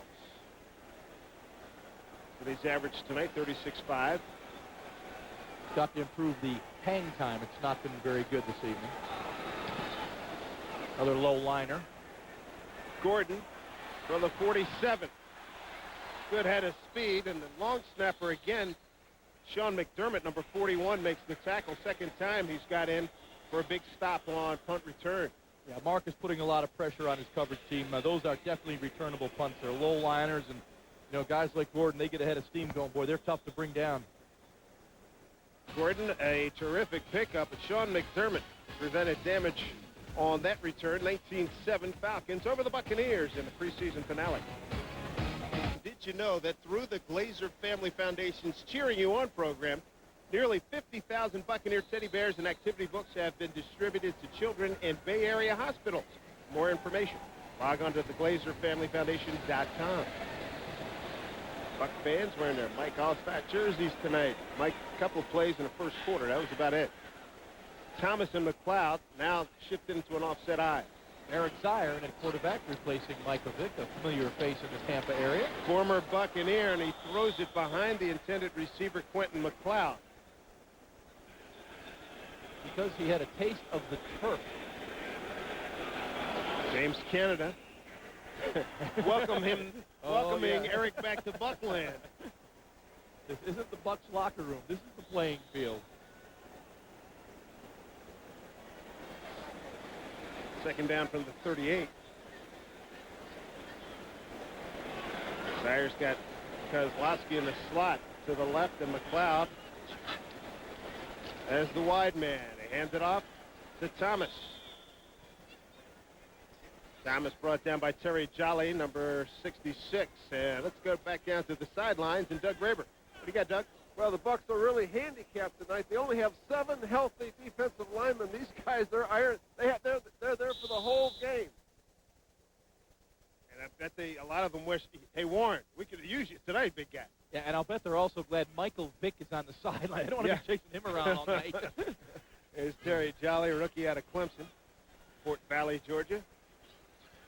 Clock running at approaching 9 minutes to go. Zier, time. Got a man down there. It's Finneran, and Finneran looks like they're going to give him credit for the first down. Corey Ivey, number 35 on the coverage for Tampa Bay. Yeah, nice job by Finneran. He read, once again, that Bucs predominant double zone coverage. Felt that little hole to the outside, settle in there. Zier did a nice job of leading him away from the coverage and close to the first down, close enough that they'll measure.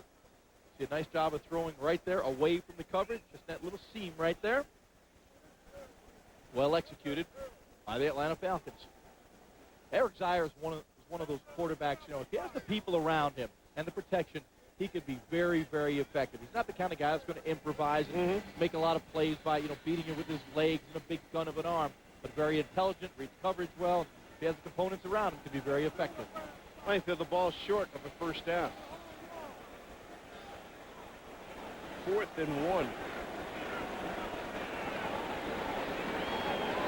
And they will go for it. Field goal unit has done a nice job, 4 for 4 tonight. Seems like every time you look up, the Falcons are across the 50-yard line. It's a game of field position, and right now, that is an area where the Falcons are winning big time.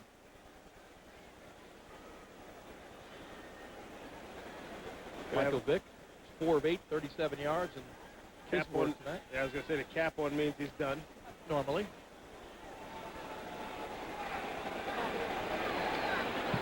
We'll go with a single back this time. You look at Ryan Leaf on the sideline. Behind him, Brad Johnson. Now, Ryan has the cap on. I don't think that means he's done, does it? Not yet. Not yet, anyway. Here's McLeod. Zier is going to take it. Got the first down. Plenty to spare.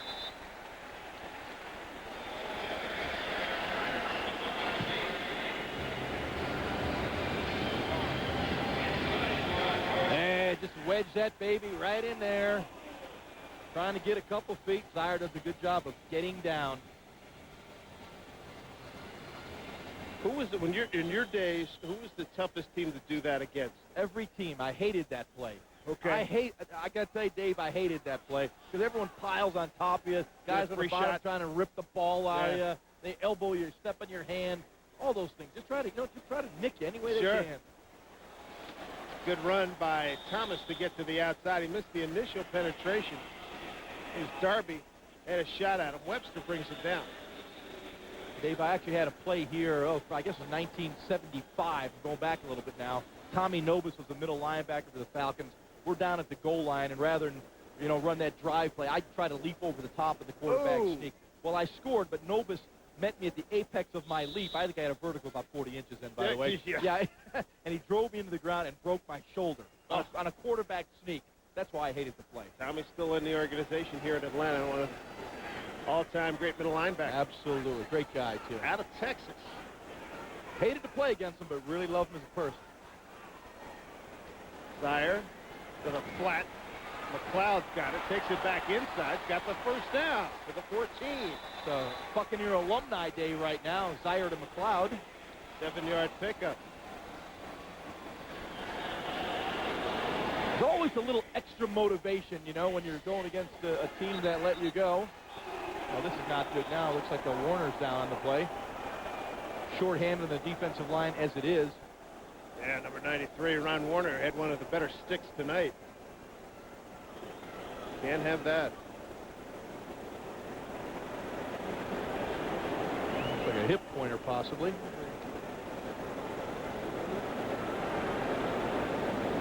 Those are not a lot of laughs. They are very painful. Oof.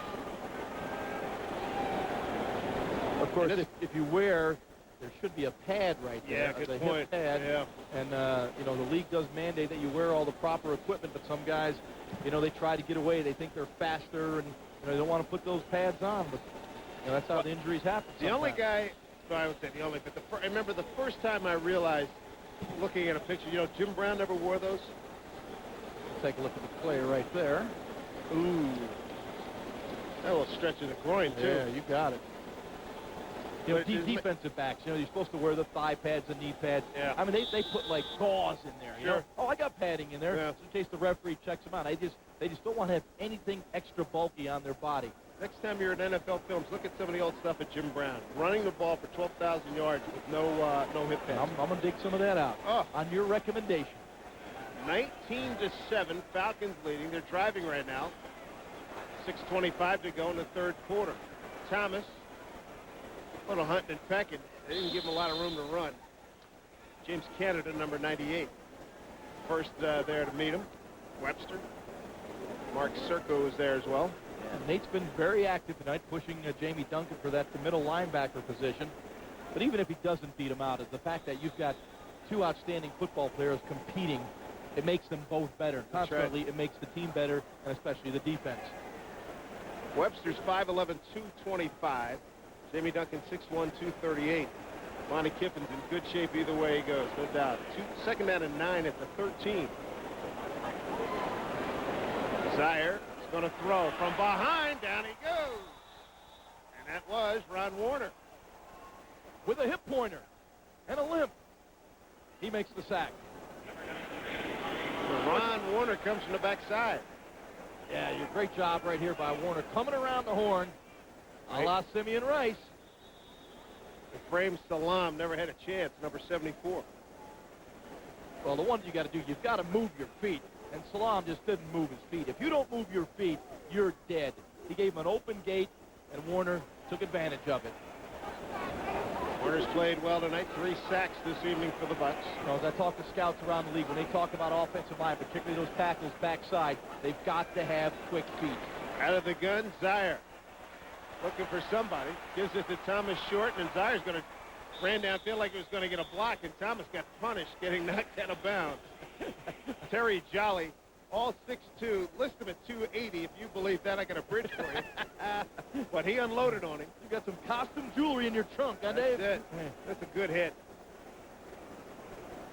Watch Zaire come down like he wants to throw a block. Oh, yeah, yeah. Nah, I don't think I want to be doing that. Oh, and Terry Jolly. Jay Feely. Zaire, sure happy he rethought that position about blocking. The Falcons are going to have a tough choice on their kickers. You got Sure enough. Jake Arians been kicking the ball well. Feely kicking the ball well. 35 yards out. It's good. You know, Jake Arians is the son of Bruce Arians, the offensive coordinator for the Cleveland Browns. Saw him a couple weeks ago. 35-yard field goal, 22-7. Atlanta has done a super job with their field goals tonight. Run down at the 21-yard line. See Neal in there, number 49. And he had some help from Artie Ulmer. Artie Ulmer has had an outstanding night on special teams. Another long field for the Buccaneers. First down at the 21, 79 yards to go. You know, 80-yard or plus drives happen about 10% of the time in the NFL. That's for a touchdown. So 1 out of 10 times, you're going to go 80 yards plus for a touchdown. Not a very good percentage. You need to shorten the field like the Falcons have done tonight. Atlanta 5 for 5 field goals this evening. Well, fortunately, the Buccaneers defense is stiffened enough not to allow touchdowns, only field goals. Timeout on the field, 22-7 Falcons here in the third quarter, 4:49 to go in Atlanta. Weeknights, UPN 44. No news is good news. Spend the night with a full hour of The Simpsons every weeknight at 6 on UPN 44. Oh! Joe Hamilton. Oh, look out. Loose ball. Atlanta's got it.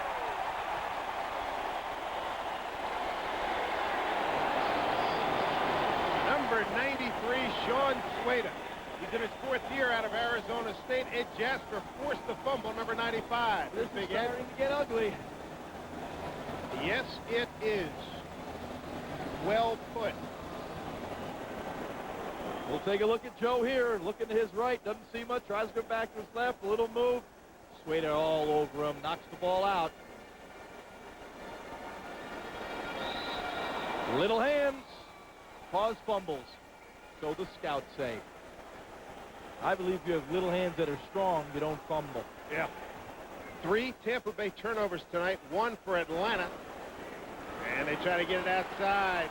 Nice penetration down to about the 10-yard line by Maurice Smith.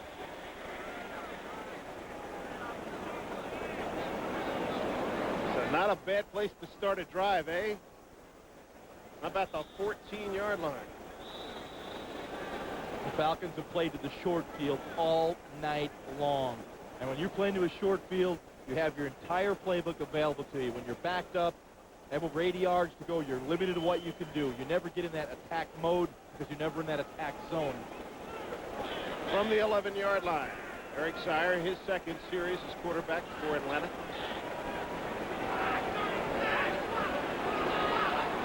Changing the play line of scrimmage. Big hole up the middle. Touchdown, Atlanta. Maurice Smith. His 2nd touchdown this season, and right up the gut. And the Bucs are very thin on the defensive line right now. They're wearing out. They've had to face an awful lot of snaps tonight. That was too easy right there. This one is what is known as a gasher, folks. Look at that lane right there. Easy touchdown for Smith. And again, Eric Vance, arm tackling. That's usually a sign of a guy that has tired legs.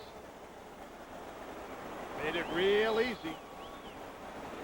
Jake Arians on for the point after.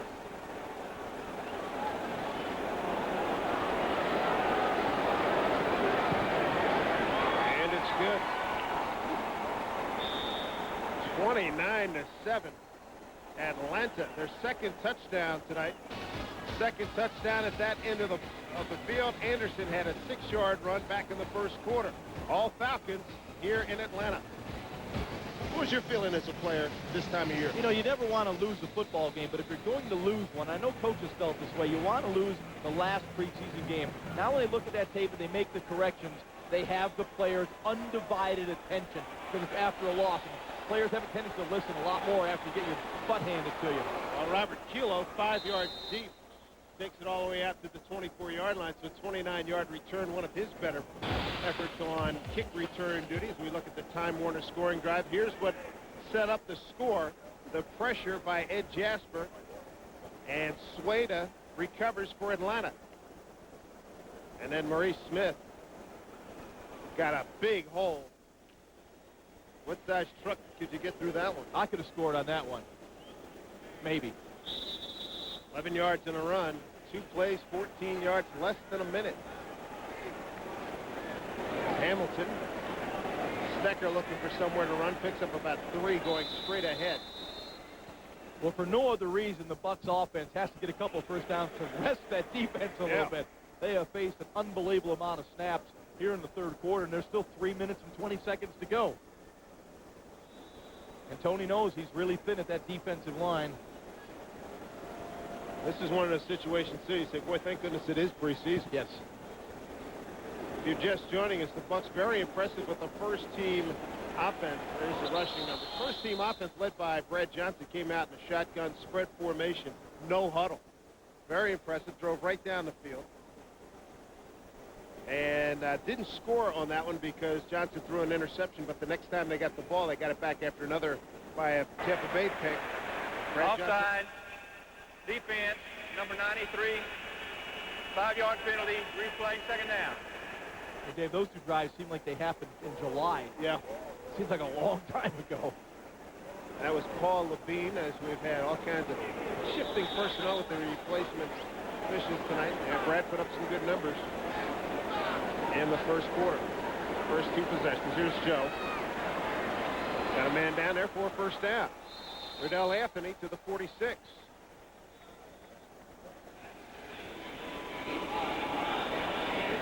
Riddell Anthony's been very sharp. You'll see him come out of his stance here. Not a whole lot of wasted motion. But I'm going to make a quick correction. I'm going to play Coach Christensen here. Once you plant, come back to the football. Come back with catch it in your hands. Don't let it get to your body. Create that separation and running room. Riddell Anthony has had a strong camp. But I think it could be a little bit better. 46-yard line. Stecker, second effort, gets him into Atlanta territory, brought down by Gerald McBurrows, number 22. So you're on the sideline in a situation like this. Win or lose, it almost doesn't even matter. You can't wait to get this over with, right? That is correct. But you know, you want to do some things to look at players. Right. You're still in the evaluating process right now. Talking about the starters, though. If you're a starter right now, man, you're dying. Hey, board the bus. Yeah. You know? Second down away from the 49, second and 5. Hamilton short drop, high throw. Williams couldn't bring it down at the 40. Sean Swayda having a strong game, was in Hamilton's face immediately there on the three-step quick drop. You should have a clean pocket when you're setting this quick. You'll see Swayda right there. Quick pressure, boom. Ooh, that hurts. It hurts. That's a big fella falling on little Joe. Consequently, you can't follow through on the throw. The ball sails a little bit high. Sure. Those are little things. The quarterback missed the guy. Well, take a look and see how he had to throw that thing. Yeah. 300 pounds on Yeah. Out of the gun this time. Third down and 5 right from midfield. Screen right side. Nice adjustment by Pearson to make the catch, but denied the first down. Mark Simino, second-year player out of Kansas State, stopped him about 1.5 yards short. Joe in the shotgun, setting up the screen. Suck the linebackers to you, reset. Nice job of getting the ball out in the flat. And Wilbur Brown got out there and made a real nice block to at least get it close to the first down. And the Bucs are going for it on 4th and 1. Sure, 29-7. 1:05 to go in the third quarter. And they bring in Abdullah and Cook out of the eye. Going to throw it. Waiting. Joe buys time. Throws. Oh, he didn't get it. He did not get it. Got it to Abdullah, who was about to cross to get the first down and stopped in his tracks. And Abdullah has to show more awareness of what the situation is. He kind of turned and was looking to make a big play. You just need to get, a couple feet right there, and you can't always look for the home run. Sometimes you got to take that bunt single. Absolutely. This will be very close. They did go for the big play. They had the post set up. It wasn't there. And I'll tell you, Swayda's having a big game. Now, get upfield. Don't try to make a big play. Lower that pad level and squirm. Henry Crockett. All right. Boy. Robbie is saved on Woo. that. Nose of the ball. Man. Never a doubt. A couple of greens, huh?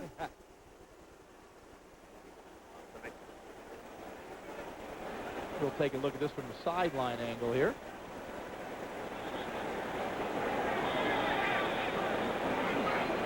Joe on his toes. Oh, baby, 4th down. I got to make something happen. Gets up on his toes, dumps it off. Got a couple scores for you, Ron. 14-0 Chiefs over the Rams second quarter. Browns 13, Panthers 6. That's in the second quarter. We have a challenge by Atlanta that he did not make the line of game. Come on, Dan, you've got to be kidding me. It's 29-7. There's 44 seconds to go. And with replacement officials, the whole 9 yards, and he wants the challenge. I think these folks are saying, man, I hope we don't get a challenge tonight. Oh. Yeah, unfortunately, we have the regular guys up in the replay booth.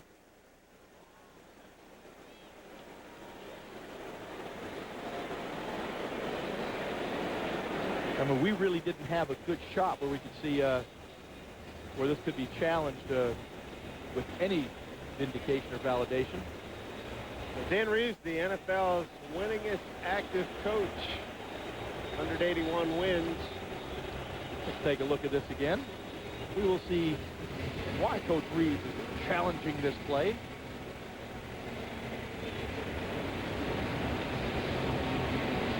Let's see.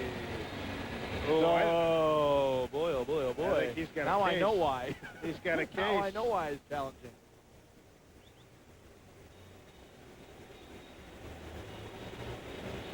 Including playoffs, Dan Reeves with 181 wins. Next closest of the active coaches, Marty Schottenheimer with 150.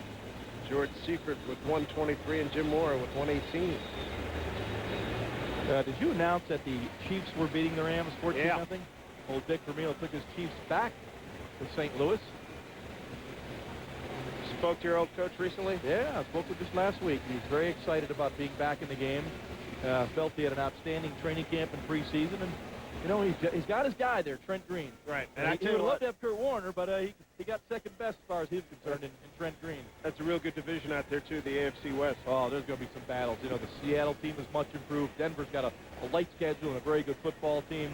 San Diego's improved. And the Raiders are, you know, I mean, they were a tackle away from going to the Super Bowl a year ago.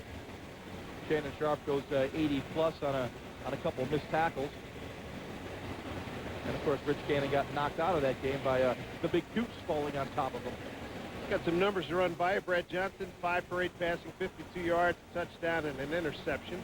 Sean King, 2 for 4, 13 yards, and interception. Ran the ball 3 times for 14 yards. Warwick Dunn, 2 carries for 30 yards. And Keyshawn Johnson, 3 catches, 40 yards, and 1 touchdown. Chris Chandler did some nice things as well. 5 for 9, 96 yards.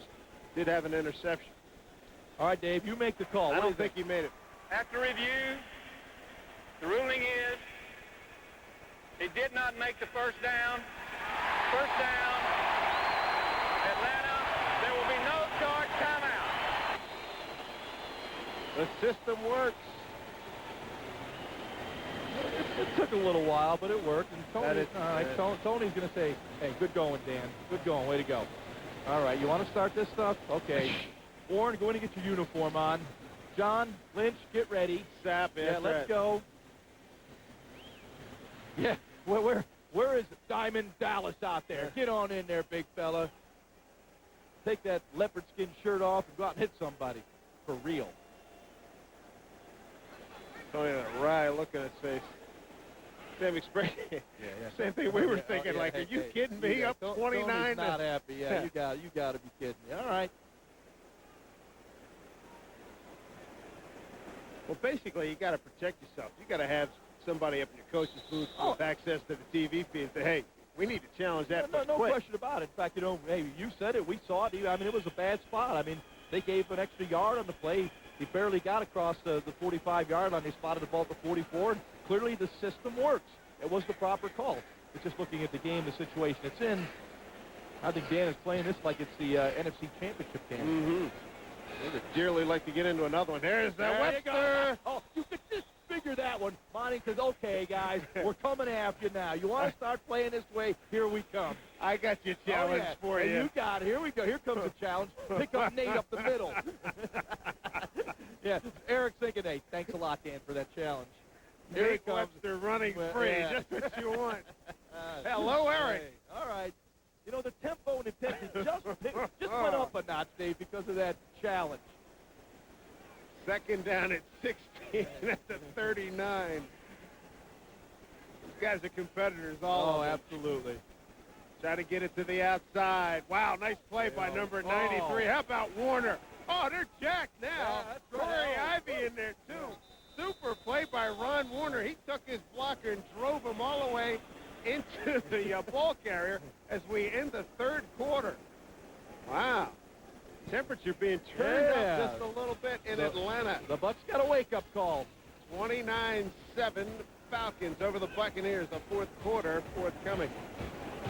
The defensive coordinator turning his guys loose. And hey, folks, speaking of turning yourself loose, how about the Lightning 10-pack? Bolt yourself in for just $79. That's the 10 best home games with a price of 8. Count them, 8. Call us right now at 813-301-6600 for your Tampa Bay Lightning 10-pack. That's a wow. $79. 10 games. That's less than $8 a game, isn't it? He figured that out quickly. Here's Zaire. They just rushing 3. Thomas got hit at the 39 by Corey Ivy. Bring up a punt situation.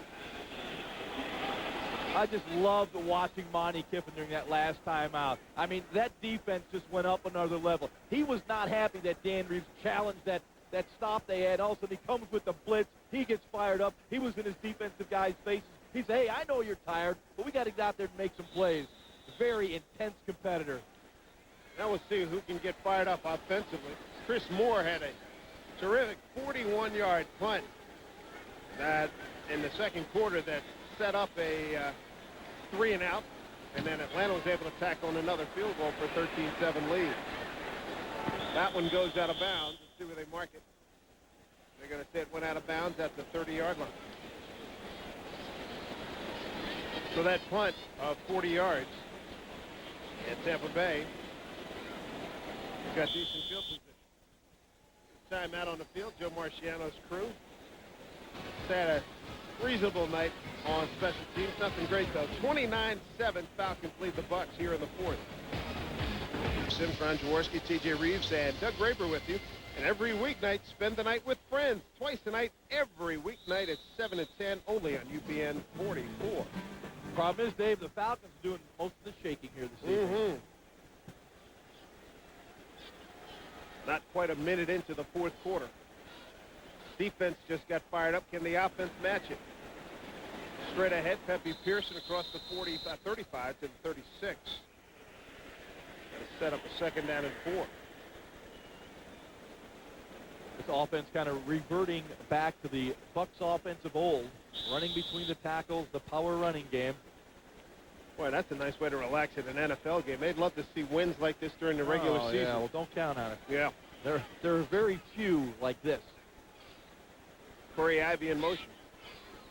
There we go, Yoder. So much for that play. Yep.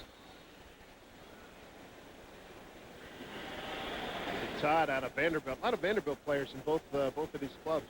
Well, you know, you look at the tight end position of the Bucs right now. They've got very little production in the receiving side. You know, Dave Moore, a solid blocker, an adequate receiver. Brad Johnson's the kind of quarterback. He's always liked that tight end as a security blanket. And I really believe if the Bucs are really going to become a prolific offense, they're going to need more production from the tight end Fire the position. snap. False start. Number 80 on the offense. 5-yard penalty. Replay, second down. And I would not be surprised if this week, you know, all the cutdowns being made, that they acquire a receiving-style tight end rather than just a blocking tight end. There's Dave Moore, and also signed a rookie free agent, Mike Roberg, number 89. I don't know if he'll get in tonight, but they also signed him. Such is the situation at tight end. It's a penalty situation. Hamilton throwing to Abdullah. Went back into pursuit. Darian Gordon among those. They'll bring him down along with Randy Gardner. You know, here in Atlanta, there's a couple tight ends that are battling for one of those spots that are left, and Dan Reeves is going to have to choose between Brian Kozlowski, the veteran, and Dallas Neal. So there's an option that the Bucs may have. One of these guys may get on their plane tonight. Who knows? And go back to Tampa with them. You never know. Aaron Stecker is back into the game. 3rd down and 6 at the 34. They don't blitz. Joe hangs in. Short pass. And Stecker going to be denied by about 1.5 yards for the first down. Derek Vaughn, number 37, with Chris Hudson, 47 there for Atlanta. Well, we mentioned earlier the fact that Michael Vick is here at quarterback for the Atlanta Falcons. And down the road, you're going to be seeing a lot of the Falcons in the new NFC South. Falcons, Saints, Panthers, and Buccaneers. When you look at the Saints, you know, a team that made the playoffs last year under Jim Haslett, an outstanding young quarterback in Eric Brooks. They draft Deuce McAllister combined with Ricky Williams. That's going to be a very formidable football team to compete against. And what do you think of Winkie getting a job at Carolina? Well, you know, the Panthers really made some bad personnel decisions. You know, you know, when you have a Jeff Lewis and you anoint him your starting quarterback, and the guy really has done nothing in the NFL, you get rid of Steve Berline and end up playing Chris Winkie as your starter, goes to show me they did not make good decisions at the quarterback position. Frank Murphy's return. Check that Murphy's stop on Darian Gordon gives Atlanta the ball at the 21-yard line. Winkie's been very impressive, though, in the preseason. I mean, you know, he's a mature guy, 29 years old. You know, understands the passing game, but he has been productive, and production is what it's about. Can't find a Michael Vick jersey in Atlanta. That's how big that NFL #1 draft choice is. Back to Atlanta in a moment.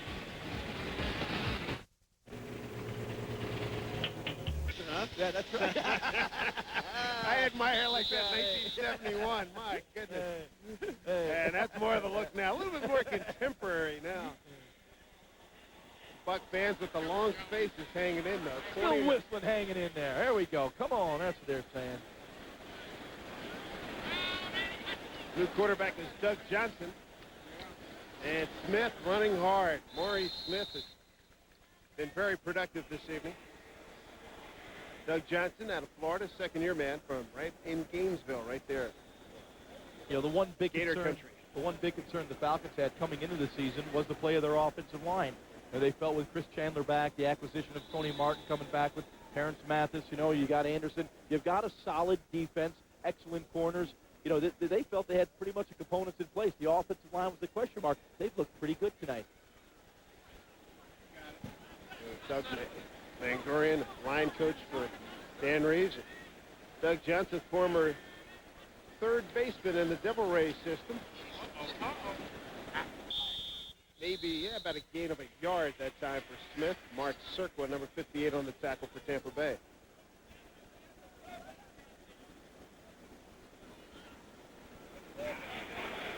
There's Doug. Comes into tonight's game with a touchdown and an interception. And Jaws want to say hello to all the Buck fans joining us on the Buccaneer Television Network in Orlando at WFTV, Gainesville, WCJB, Fort Myers, WFTX, Tallahassee, WTHL, and statewide on the Sunshine Network. And thanks for hanging with us, folks. We are having a lot of fun talking Bucs football. And don't be concerned about the score, because at the end of this game, all 31 teams are 0-0, getting ready for opening day. Dallas Neal, backup tight end out of Montana, makes the catch in front of John Howell. That's a first down for Atlanta.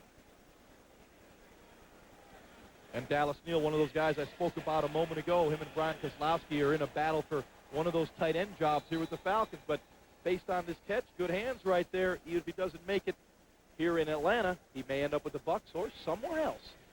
Scoring tonight, Feely with 3 for 3 field goals. Arians 2 for 2. You got a running touchdown by Smith and one by Anderson, accounting for the Atlanta scores. Brad Johnson and Keyshawn Johnson, the only touchdown tonight for Tampa Bay. And continuing to run hard as Maurice Smith took 3 guys to bring him down. You know, the day before the Falcons decided to draft Michael Vick was the day Johnson was getting married. So I guess, boy, that was a pretty tumultuous weekend for the young man. He's getting married and finds out Michael Vick is coming here. And his backup job is very serious jeopardy. They had acquired Eric Zier. So certainly must have been kind of a change of lifestyle over that weekend. Clock running right now, 29-7. Falcons on top. Falcons open the season next week at San Francisco. Here's Doug Johnson. Nice ball. And that's good for a first down to Sean Mills. Sean coming back off a sprained neck in the Washington game, preseason just 2 weeks ago as the Falcons come in after a bye week, a rare bye week that you'll see in the preseason. Doug Johnson's made a couple terrific throws right here. Nice completions. You got to wonder if Eric Zier will be the odd man out. You know, in today's salary cap game, You bet. Eric is the more highly paid than Doug Johnson. That does come into play, folks. Mills at the top of your screen, McLeod at the bottom. On the draw, good blocking. Down the sideline, he may go. Smith, Howell, last man doesn't get a touchdown, Atlanta. Sean Mills with a great block as Maurice Smith scores for the second time tonight. They got a great block from Kevin McLeod. No, he went out at the 4-yard line. Wow, 4-yard line. Okay. Well, let's see if they give it to him again. Why not?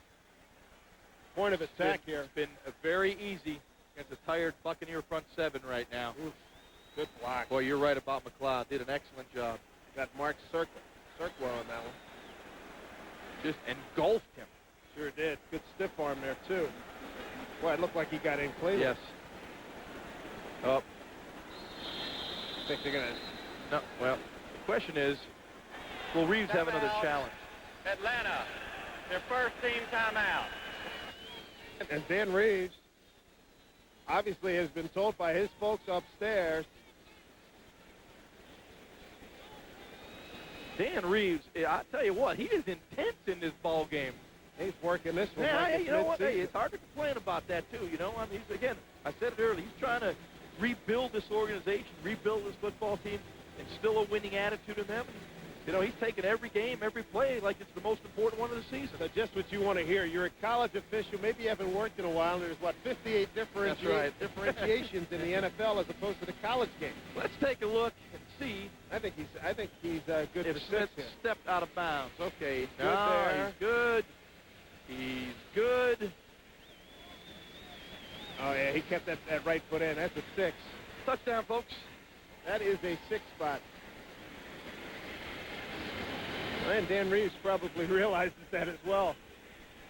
Hence the blood pressure. Yeah. Easy, Dan. It's only a preseason game. 29-7. They're working it hard. That's why he's the winning attacking coach in the game right now. Back with more in a moment. Mr. Smith lost 6 here, but he may get it back on this subsequent play. Mr. Smith goes to the end zone. He may not go to Washington, but this was definitely a touchdown. He was not out of bounds. Now let's see if they give it to him here. Pretty good chance they do. Draw. Try to get to the edge. He may have outsmarted himself. He had another chance. He'd go right. Van Merrill, number 39, Bielli, gets the tackle.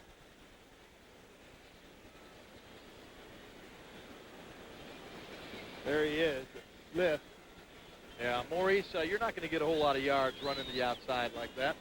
A guy named Sanders might have been able to score on that, but maybe the only one. yeah. Second down and 6. Second and goal from the 6. See if they get Smitty a touchdown here. They're going to try. Straight up the middle, 5 to about the 3.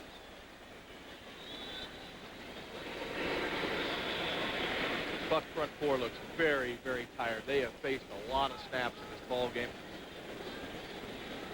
And even after a long training camp, 2-a-days, the body just wears down. Sure. It's a few days off coming up, which will be nice. Get that mental recharge as much as anything. Oh, baby. Bringing in Eric Vance. See if they can get Howell out on time before they snap. Yeah, they do. Smith, the lone setback on his 3rd and goal from the 3. Smith will sprint draw action. He's in this time. Touchdown, Atlanta.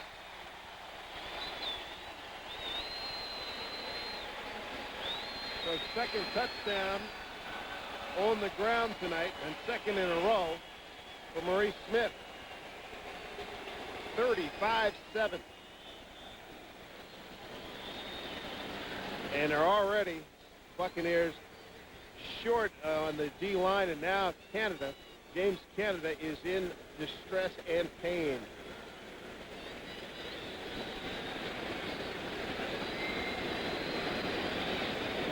Good night for Smith. 11 carries, 90 yards, and 2 touchdowns. Let's see if we can find out what happened to James Canada.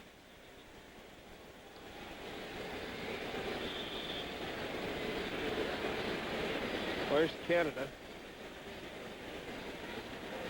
We'll take a break, and right there. yeah. You can see, just got bowled over. Sure did. He got high load. We'll take a break. 6:44 to go. 35-7 Falcons. Bench. Whatever's ailing him with that left ankle, hopefully it's something that will not prevent him from being available next week in Dallas. One of our keys to the game was no injuries. The one thing you did not want to have in this ball game, one of your much-needed players get banged up and not be available next week for the opener. Jay Feely for the point after is good. 36-7 Atlanta. Yeah, they scored 36 unanswered points. Very good, Dave. Man. That means the Bucs scored first, right? Holy Toledo. 9. That was back in July, I think. Right. Yeah. What year? 79 yards. 5:15 off the clock. 36-7. They start looking at reaching into the book here and find some of these blowouts in postseason. The preseason, rather. Thank goodness Well, it's preseason. Monty's going to burn the tape on this one. He'll have the boys ready for those Cowboys. Quincy Carter, Emmitt Smith. Go down to Doug Graber and get Doug's thoughts on how he thinks the roster will shake out after the cuts on Tuesday.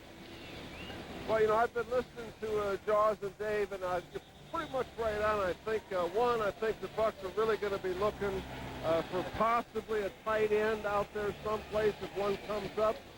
I personally think they need to try to get some help at safety. I honestly have not seen it with the backup safeties, and I'm concerned about that position. But as you look at the roster, you know, first of all, 5 wide receivers I think are set. Green, Anthony, Keyshawn, Carl Williams, and I think Frank Murphy has won a spot on this football team. The offensive line is a couple young players that hurt themselves tonight. Wilbur Brown was one of them. I thought he had a chance to make the roster. I did not feel he played very well tonight, but they're going to keep 9 to 10. Guys, let's go to the kickoff here. Here we go, Doug. Jake Arians. Frank Murphy's got it, and he's flying. And how about the kicker sticking his nose in there, Jake Arians, to get the tackle? Well, if he didn't, it was 6 the other way for the Buccaneers, so good job by Jake Arians. Knocking Murphy out of bounds. Here comes Ryan Leaf. You know, when I looked at Doug Graber's chart there, he talked about the Bucs keeping only 5 receivers. I had an interesting conversation with Eagles coach Andy Reid, and Andy's elected to keep 6 wide receivers on his roster. He just says because teams are playing so many more 3 and 4 wide receiver sets as teams are, they get beat up a lot more. So you need more depth at that position. So it's interesting how different coaches have different philosophies around the NFL. Ryan Leaf, first play from scrimmage, hand off to Pepe Pearson.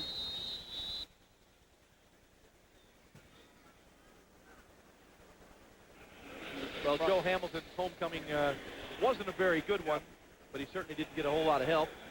Sure didn't. The last time the Bucs really got creamed in preseason, back in '89 at Indianapolis on August 26th, losing 30-zip. I don't remember that one. I think a lot of people just seem to forget that. I'm sorry for bringing that one up.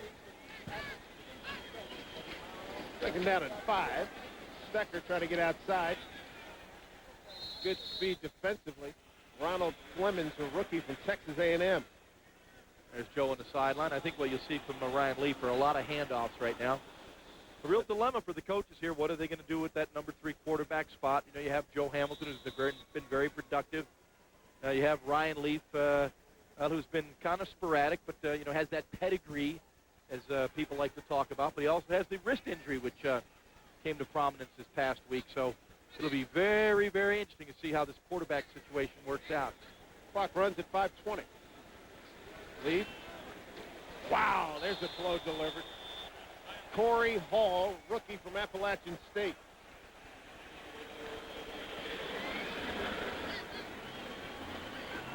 The other thing, too, the Bucs, these backs coming out the backfield, he got 3rd and 6. They're running the route 4 yards. You got to push it up to get the first down.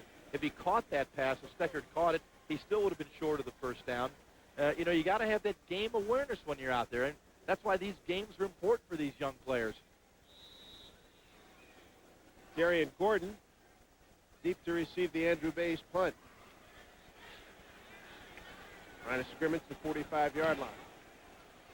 That's some hang time. Gordon, fair catch. Makes it at the 11.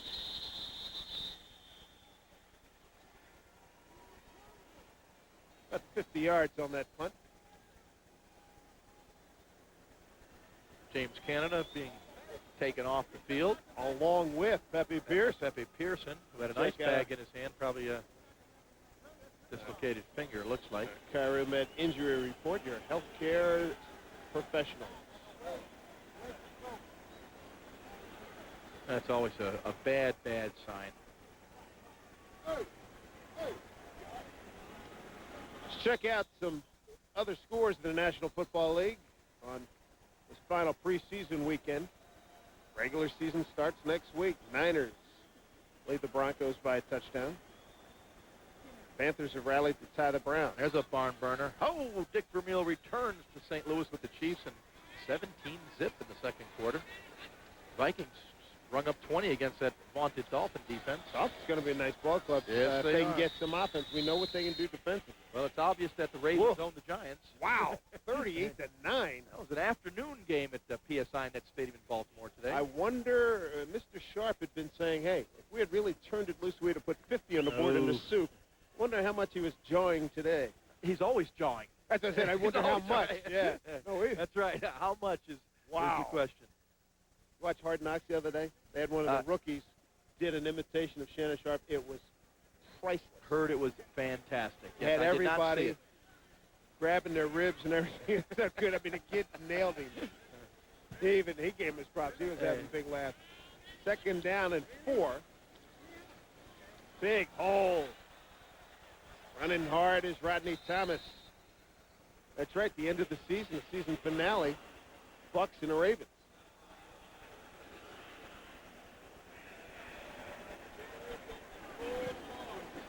Right now you just want that clock run in hyperdrive. Well, you look at this defense right now, you got to wonder about how many guys that are on that field right now will make this 53-man roster. Right now, this group is being gashed pretty good. Mm-hmm. And they've been on the field an awful long time. Yeah. The game, the date with Baltimore is Saturday night, December 29 at 9 p.m. Thomas, caught from behind by Mark Circle. And the clock running at 3:24. Raiders lead the Packers 17-10. Second quarter, that's out in Oakland. Boy, Ravens 38-9. Now, the Giants traditionally have not been a really good preseason team under Jim Foster. Yeah, they went 0-4 last year, right. And they go to the Super Bowl. Right. And I believe this year they matched that, 0-4. Right? I think they beat. They won one game. They beat. I think they won one preseason game. It's been the first one. Second game, they lost their opener against New England. They looked really bad. Didn't Atlanta beat them? Atlanta beat them. That's correct.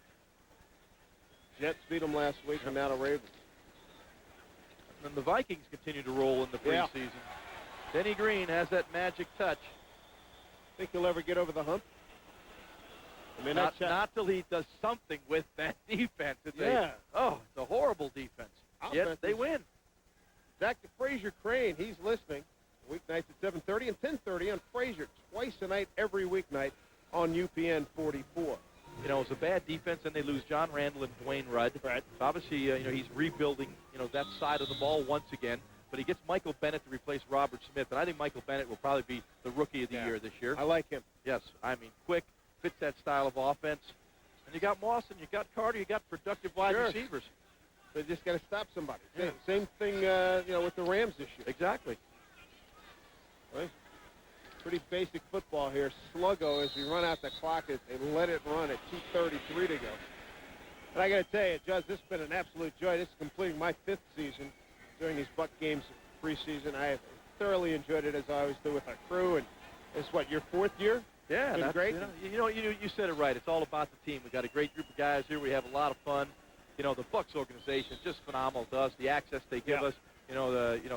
Let's give credit where credit is due. Rich McKay and Tony Dungy and Reggie Roberts and the whole gang. They do a terrific job of accommodating us and making our job easy and fun. Absolutely. Guys providing the pictures downstairs. We've got Greg Blackburn, longtime director here. We've got Bruce Copeland, our executive producer, 11 straight years. He's got, 20 years of coverage here on the Tampa Bay Buccaneers. So we got a great package here, and it's great to be a part of. And as they say on the PGA Tour, these guys are good. That's it. 36-7 as we wind down the preseason. 2-minute warning. Back in a moment.